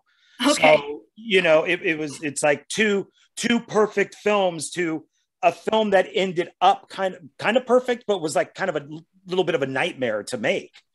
And it was, because that was, yeah, definitely a learning experience. And sadly, you know, we lost one of our best friends, which was Roadkill Cat, and rest in peace, Roadkill Cat. Oh, and we had to make Roadkill Cat 2 to finish the scene. So yeah, we had to do pickup shots later of this cat. And we found out that the prop I had made for this like cat that was supposed to be like ripped in half on the side of the road had been somehow someone threw him away. So we ended up making like a sad kind of wannabe version of him to get a pickup. And honestly, part of me like hates this thing because Roadkill Cat 1 was way better. Yeah. Do you have the full cat with you? Yeah. So that's the new one. That's Roadkill Cat. Well, the half of the cat is Roadkill Cat 2. That was a cat for another film. But if we decide to ever need another Roadkill Cat, then that will be the top half of Roadkill Cat. So it's sad. It was very like disappointing. A child. Yeah, it really was. It was just like, where's Roadkill Cat? And like nobody could find him. We figured, because I think it was in like a black trash bag, it just got thrown away. Just somebody didn't look inside. They just tossed it thinking it was trash. And yeah. So it wasn't, I didn't purchase the first Roadkill Cat. Danielle got that one, So I couldn't, I thought I could get one that was close to it and ordered it from Amazon, but it was only like half its size. Yeah, well, I had made it from like a Simba from Lion King stuffed animal that was definitely like 2 to 3 times bigger than that. And so that would have been like yellow with really short hair. I hand laid all the black hair, and then I cut the tail off and attached that really long raccoon-like tail, and like spent like hours making that stupid thing. And we had both halves. I mean, yeah, it was like an 8-hour project. So that's why I was just so mad. Like, obviously, I threw another one together to get those pickups, but I did not spend the time on it that I did on the first one, because it was just like, I was so frustrated about the whole situation at the time.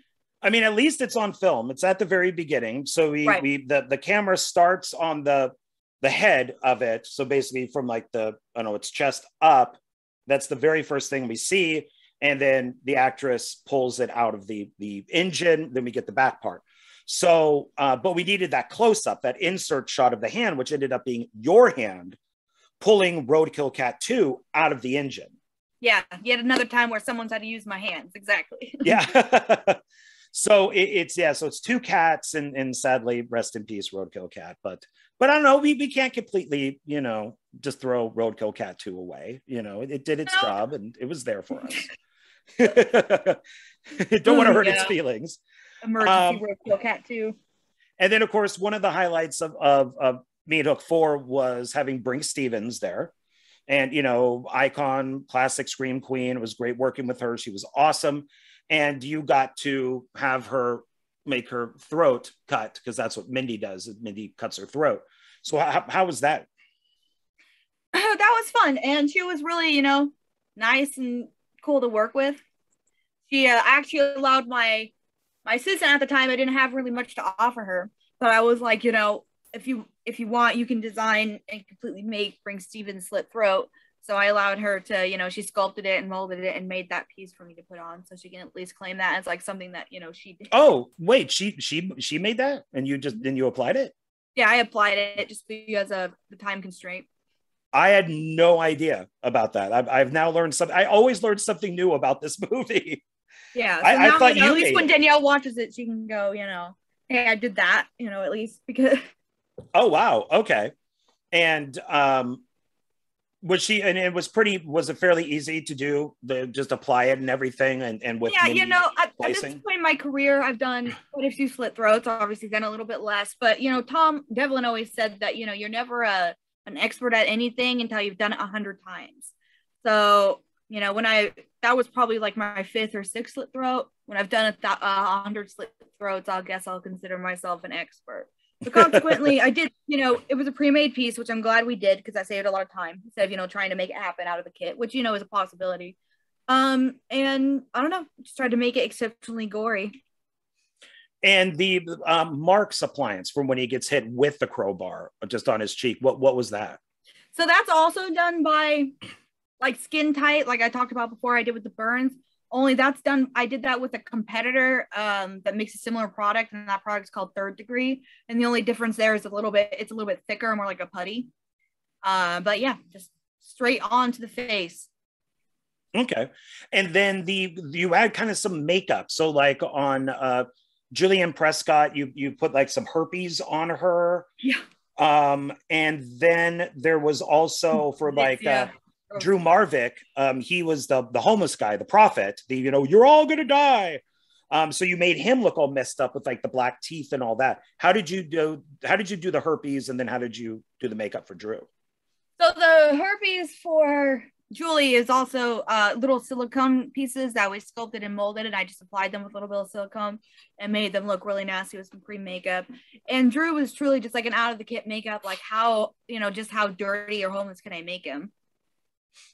I used alcohol paints for his teeth and most of his cream makeup all over his face. And it's nice. They got into their roles. So it's that makeup only helped them. So, right. Drew was really into being the homeless prophet, and Julie was all into being white trash. So I think those close-ups of the herpes that we have on her lips, are quite gross looking. So that was, I mean, for somebody that's a very attractive person, you really wanted me to make her look disgusting. Well, that's the whole point, is that from a distance, it's like, oh, she's kind of hot. And then you see her close up and it's like, oh God, what's on her lips? What is that? She was into it. She was into it. So yeah. Well, she's good to work with. Both her and Drew are great to work with. They're very on board. So, and what else was there with any effects? Any other stuff we could think of with Meat Hook? I mean, everything else was, pretty straightforward. We had lots of, body parts on the table. Selena just laying there with guts coming out, which, she's always down. We also had her in the dog cage. But basically, Selena was dinner. Yeah. Right. Pretty much any body part or anything we had, we just set up and try to utilize it as much as possible throughout the film. Yeah. And then, Ken May got hit in the head with a hammer, and that was a rubber hammer. Or was that rubber? Or was it like a real hammer? What did we hit? It might have been a real hammer. I just did, a wound out of the on his head. Yeah, I think it was one of those things where Minnie just kind of went out of the frame, and then we see him falling back, and he's got the blood coming down. Right. There's the school bus that has all the body parts in it. Yeah, and was it Ken that wrote that scene? Yeah, Ken asked me, we had the whole film, and he goes, I have this idea for the school bus. And he gave, he said, what if Ruth and I went out there, to she'll have the bag of body parts, and we'll go out to get, some food, some human meat for dinner, which ended up being the dinner scene that Selena's in. And I said, okay, tell you what, you write it, we'll make it. Mm-hmm. And so I think it was 2 pages maybe. And so he wrote it, and, I directed it, you did the effects, everybody came out. And that was actually my very first time using the camera. So I was always checking the footage. Does this look good? Yeah, because we did that as a pickup, a couple weeks later. Yeah. It was completely. And luckily, the guy was nice enough to let us come back to the bar Shenanigans out in Pahrump, where we shot for the most part, the whole movie. Yeah, what an interesting location. Yeah, it definitely doesn't look like any of the other Meat Hook films, which I like, and deserty and all that stuff. So yeah, so he worked on that, and so I do give him, if I were to do audio commentary for the film, he would get credit audio commentary wise, and Ken's getting credit now. So it's just something that it's small enough to where Dustin didn't give him a credit for it. But if I were to re-edit the film, I would say additional material written by Ken May. Oh, yeah, for sure. Yeah, I already know how that would be done. So thank you, Ken, for writing that scene. Was I think the best day of filming, honestly. Yeah, it was a lot of fun. And I literally just brought everything and anything to that shoot. I remember even using pieces from Clown Motel Massacre and Aximus, and just anything I could think of to bring to decorate that bus, I brought it. Yeah, you took the one, the head from Clown Motel Massacre, and that's sitting at the front of the bus. Yeah, it was from that weird face peeling scene in Clown Motel Massacre. I took that again and just for you to. And so now I think that's it. I think that's everything in there, if I'm remembering correctly. Yeah, well, definitely most of it. Well, and now you have, before we move on to other films, then I think you have one last prop there, which is a head. Like a severed head. Oh, yeah. This guy. So how was that made? How did you do that? Because that's a good looking head. So I made this for Killer Popcorn, actually, because we did a kind of a similar beheading in Killer Popcorn, and it was actually supposed to be slightly different, and then we ended up kind of rewriting it. But we did a similar beheading as we did in Aximus II. But I molded this actor's face. This is Matt. And I ended up just, because we actually had, the budget to do a full live cast. So I molded this actor's face. And then this is actually, instead of latex, it's got a gelatin skin. And all of this is gelatin danglies. And it's foam on the inside. So, I mean, it's pretty fun, and obviously it looks more like the actor. When we did the Aximus head, we didn't have the budget to do an actual live casting, make a fake head, so we had to just make what we had work with the Santa hat and angles. This one, Matt is playing this weird he like runs like a Chinese restaurant. He's like the mascot for a Chinese restaurant, and it's the weird wig. And then I, just put fake teeth in there. The teeth look really good. Yeah, I'm just those noticing those costumes. There's just like a dental like piece that you like do like fake teeth, so they're just like stuffed in there. And actually, my assistant for that film, Alden, he did a lot of like the final touches on this. Like it was a lot of this is how we're gonna do it, and I kind of like walked him through it. But he ended up like painting it. Some of the paints are going to come off now because it's a little bit old, but he painted it and did all the danglies, and it came out pretty good considering we still cut a lot of corners making this and like how you would technically professionally do it. But it actually came out pretty good. I'm like, I like him a lot. He's funny. It looks really good. I mean, Matt has a big head. Like he has a giant head. But it was fun. We ended up doing a beheading similar, but we ended up doing with a popcorn scoop. So KP like comes in and like stabs him in the neck, and it's like in his neck, and he's like, and he like starts spitting blood, and there's like blood coming out, and then he pulls back again and does a full swipe with the popcorn scoop. And at that point, I roll the head, and we did some pouting from the torso and all the stuff, and just like let him fall over. But yeah, like rolled the head like a bowling ball. So that's what we ended up using it for. Originally, it was supposed to be totally different, but I'm glad we still utilized it because the head came out good. Oh yeah, that thing looks good. So, and getting like a hyper realistic head is isn't exactly the easiest task to do, but I thought we did pretty good. Yeah, no, we'll have to use that.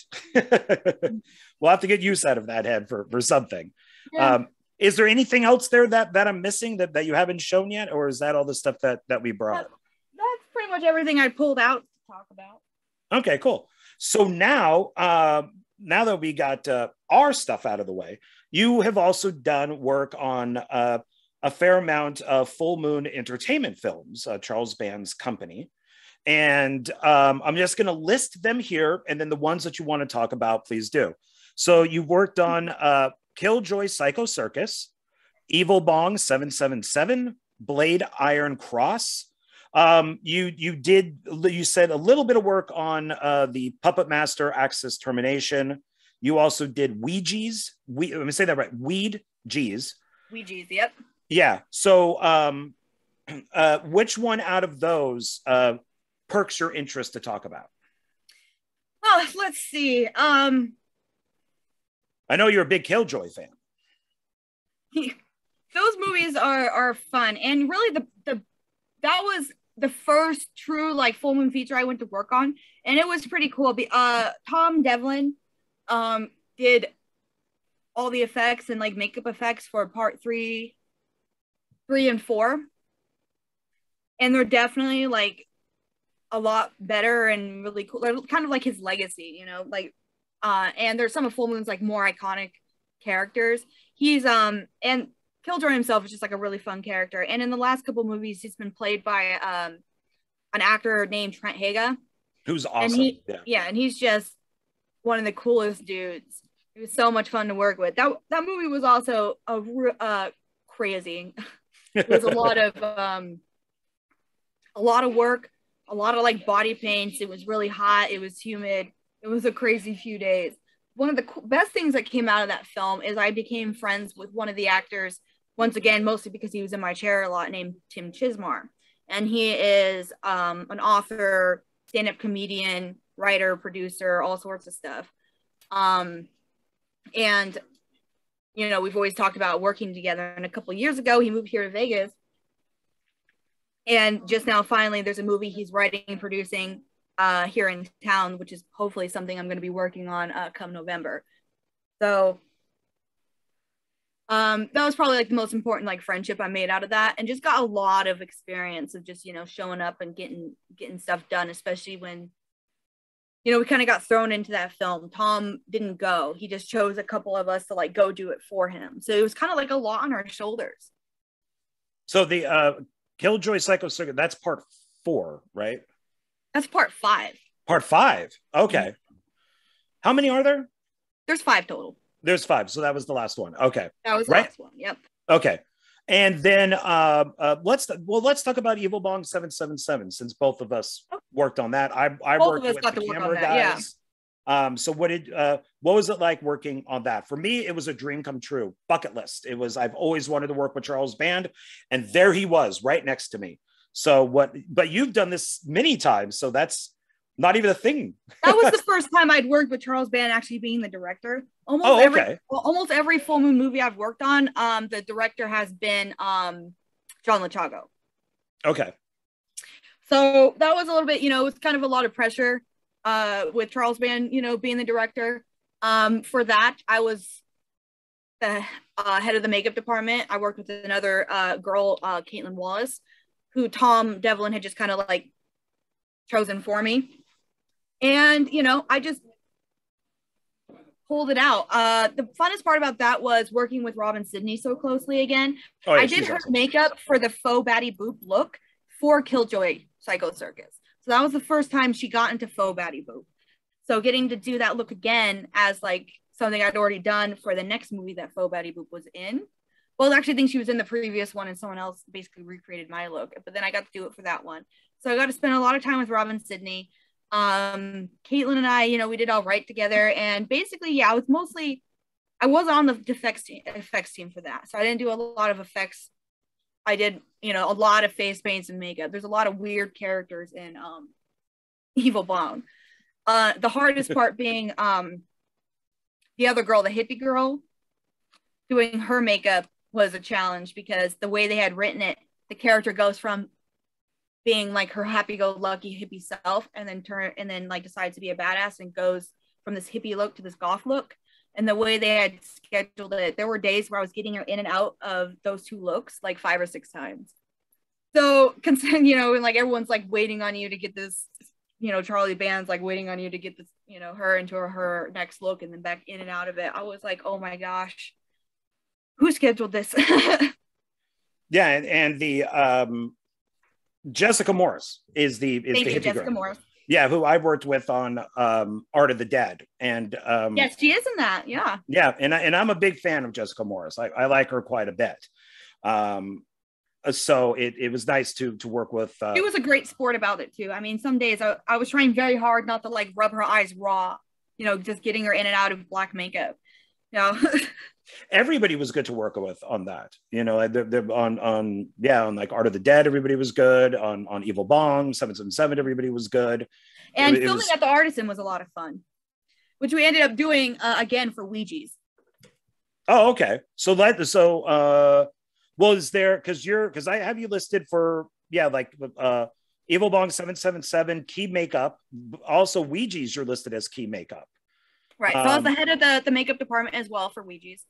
That movie in general was even more fun than Evil Bong. Tom did all of like the characters originally, and they were so cute and so fun, like the little puppets.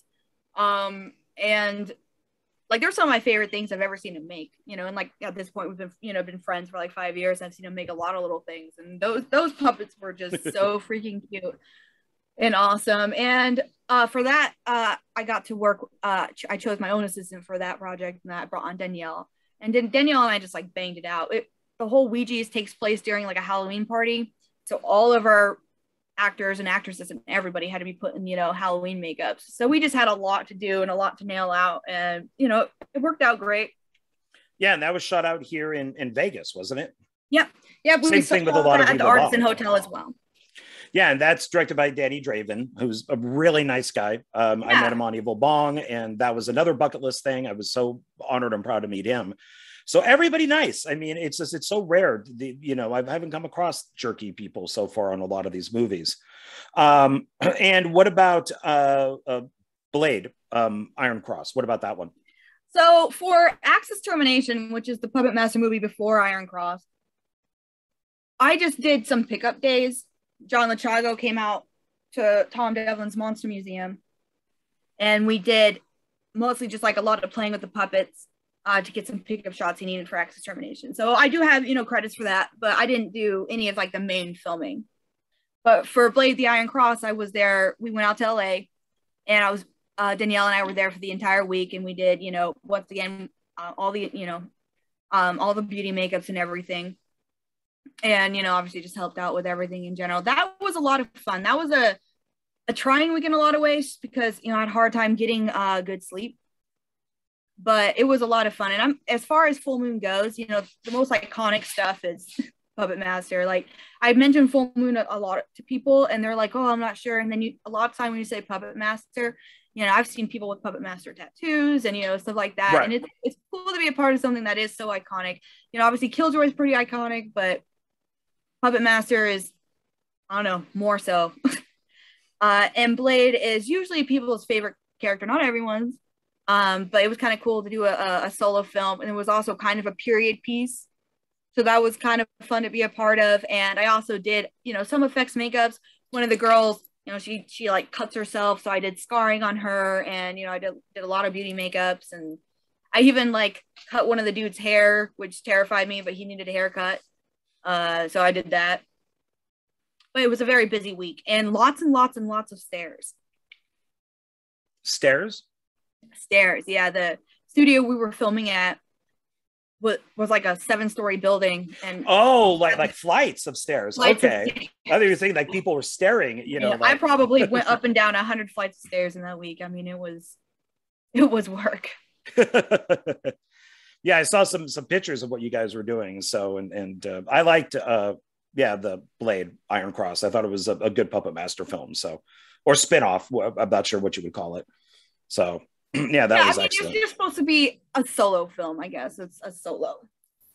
Yeah, and then we've already mentioned these before. You worked on Cannibal and the fake arm that you showed. We used that in Cannibal, and that was Mindy and Johnny. So they were in that, and you made up Johnny. You got all made up like a cannibal and stuff like that, and all bloody. Danielle worked with you on that one, and then If I Can't Have You, that was with Julie, and Selena, that was also with Gotham, and you stabbed up Selena quite good, stabbed up Gotham too, and I think for me that's it as far as I go. We got all the Full Moon stuff. Is there anything else you want to mention? Any other films that I might have missed that people should know about that you worked on? Oh, let's see. One of the biggest and most proudest moments I've ever had was actually not on a film at all, but how, I was talking before how I was always, big into, metal music and that genre, like, especially, growing up, like that was a big aspect of my life. Music always has been. I got to work on Slipknot, which is one of my favorite bands. I got to work on their most recent music video. If you go onto their YouTube, New York Forte, it's, the video that's most recent. We did it end of 2019. Right now they're writing their new album, so there will be new work coming soon, hopefully. But I got to work on that music video with I actually got to meet Steve Johnson, the legendary effects artist for that, as well as Nick Benson, which has worked with Steve Johnson on quite a bit, like The Howling and Night of the Demons and all sorts, Friday the 13th and all sorts of stuff, and basically got to like do my dream. Like, I don't know, my 16-year-old self was like sitting there like pinching myself. Like, I couldn't believe I was there. So just the, it's not like you can find necessarily any credit of me being there in the world, but just knowing that I was there. It's a great feeling, isn't it? When you finally hit that. I can't believe I made it there. Like I could imagine like one day maybe getting to work on a Star Wars film or getting to work on like an epic, like Friday the 13th remake. I don't know, something really cool like that like I can like reach for the top to like get like the feeling I got working on that Slipknot movie. It was like something a video. It's like something I never thought would actually happen. So I'm hoping more of those moments happen, Oh, that's great. Yeah, no, that's those are the moments that we all achieve, want to achieve. Yeah, I saw the other day Ken May, Cradle of Filth, which is like one of my biggest influences in life, just did a new video, and Ken May was on it, and I was just like, how'd you do this? Why didn't you tell me what is happening? I'm not okay with this. Like, I'm so jealous, I can't even stand it. One day you will be. And maybe Ken will, if they do another one, then Ken will recommend you. So I know, I'm just like, man, I missed out somehow. Anyway. So okay, so we are basically at that point. Is there anything else that you would like to recommend? Anything like from the past, present, future? Anything that you want to kind of promote? Everyone keep your eyes out for hopefully Killer Popcorn will be coming out sometime soon. As well as like I said before, Takeout Girl is available for anyone to watch. So if you're not into horror movies or anything like that, you're like more dramas or thrillers or more, realistic stuff, that is something that, it's probably good for everyone. You show your grandma that movie, she'll like it. And yeah, there's, more stuff coming. So, I'm hoping everybody keeps paying attention. The film industry out here in Vegas is growing. There's more and more people, trying to make bigger and better things out here. So, and we're all trying to, make it happen. Yeah. And then for you and I, we got Aximus 3 and 4 coming up. And then of course there's other things down the road. So yeah, I saw the Mahals are doing some cool stuff. Like basically, even if you're supporting any film that's going on here in Vegas, you're supporting all of us because the film community out here is so small.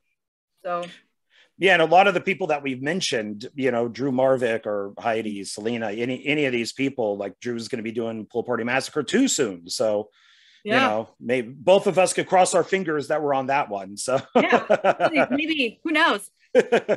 But okay, so that's going to wrap it up. And I appreciate you being here. Like I said, Miranda is my friend. She's also my effects artist. And so I really appreciate her doing this. I've wanted her on for a while, and now we're finally doing it. Yeah. Well, hopefully, you can get some different type of people on your podcast, get some more attention. Yeah. Well, we'll put the links down below so they can check out, more of your work. So, I'll do that too. So, all right, everybody. Then I guess that's it. I'm going to sign off, and I will catch you on the next One Filmmaker, One Film. So, where's my hand? There we go. All right. Bye, everybody. Bye. Bye.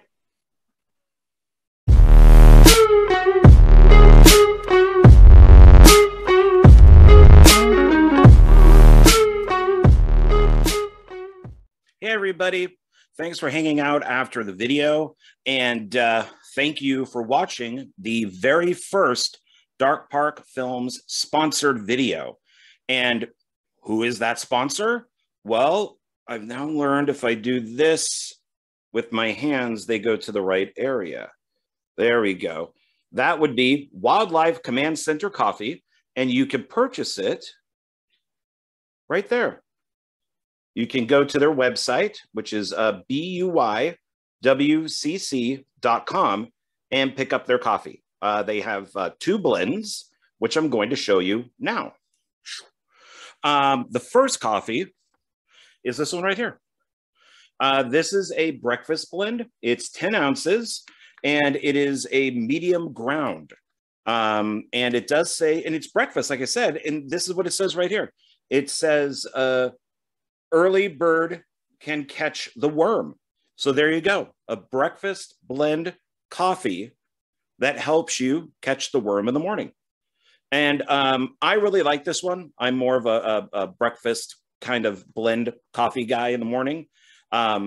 So this one I really like. It has that little bit of oomph to it to kind of get you moving, get you up and out. And so I really enjoy this one, but that doesn't mean that I don't like the other one, which is this one right here. This is a dark roast. It is also 10 ounces. And both of these are $7.99 at their website. Pretty good price for 10 ounces worth of ground coffee. This one is, it's a little darker. So it's, I think it's better for drinking at night. Maybe if you're, writing a screenplay or if you're filming, this has got that oomph, that double punch to get you going. So this is one that I also recommend. I like both of these quite a bit, but I kind of do, the breakfast in the morning and then the dark more at night. So I recommend both of these quite a bit. And how did I find out about these two coffees here? And how did I find out about Wildlife Command Center? Well, when I was working on Night of the Zomghouls, there was a box of coffee that was just sitting there filled with coffee. And we didn't know what to do with it. Like, whose is this? Who brought it? Why is it here? And so we just kept going to the store and buying coffee. And then one day I said, why don't we just get the coffee out of the box and use that instead of, you know, wasting money on going to Smith's or whatever and picking up coffee. So we did. We did not realize that it was the Wildlife Command Center coffee, and that it, you know, was sponsoring the movie. And it was great coffee. Everybody loved it. And we just went right through it. By the last day of filming, this coffee was gone. And I went and found out, you know, about Wildlife Command Center, asked if they would like to be a sponsor for Dark Park Films, you know, for their coffee. As many of you know, I love coffee. I love coffee mugs. And so this was a perfect match. And Wildlife Command Center is great with animals. So they provide a great service for rescuing animals. So it's kind of that double whammy for me, where coffee, helping animals, you can't go wrong. And they were even cool enough to send me, get in there, a coffee mug, because they knew that I liked coffee mugs. And right now, I don't get that. A little bit. I want to go on the keyboard, but that's their dark blend, because I'm recording this at night. So I am actually drinking that while recording. Also, one thing that you can get at their website, which is cool, is you can get this. There you go. This pocket knife, which is $9.49. And this is pretty cool because it has their name on it. You know, Wildlife Command Center, we can catch it. And this is what it looks like. Put that down there. There we go. Fully out. So you're getting like the bottle opener, you got the corkscrew, you got a screwdriver, you got a blade, and then you got this little hook thing that you could pop it into something that doesn't have a tab, and then you know, the liquid or whatever in there will come out. So this is pretty cool. And I'm just going to keep mine in my car, because you never know, you might need a pocket knife. So please support them. I'm going to have links down below, you know, where you can, you know, check out just the Wildlife Command Center. I'll also have a link for Wildlife Command Center coffee, and it will basically be for both these guys right here. And please support them. I support them. I think what they do is pretty awesome. And, you know, maybe this coffee will be on your set or in your kitchen. It will definitely be, you know, on my set, in my kitchen. I know that. So please, once again, I'm going to show you these.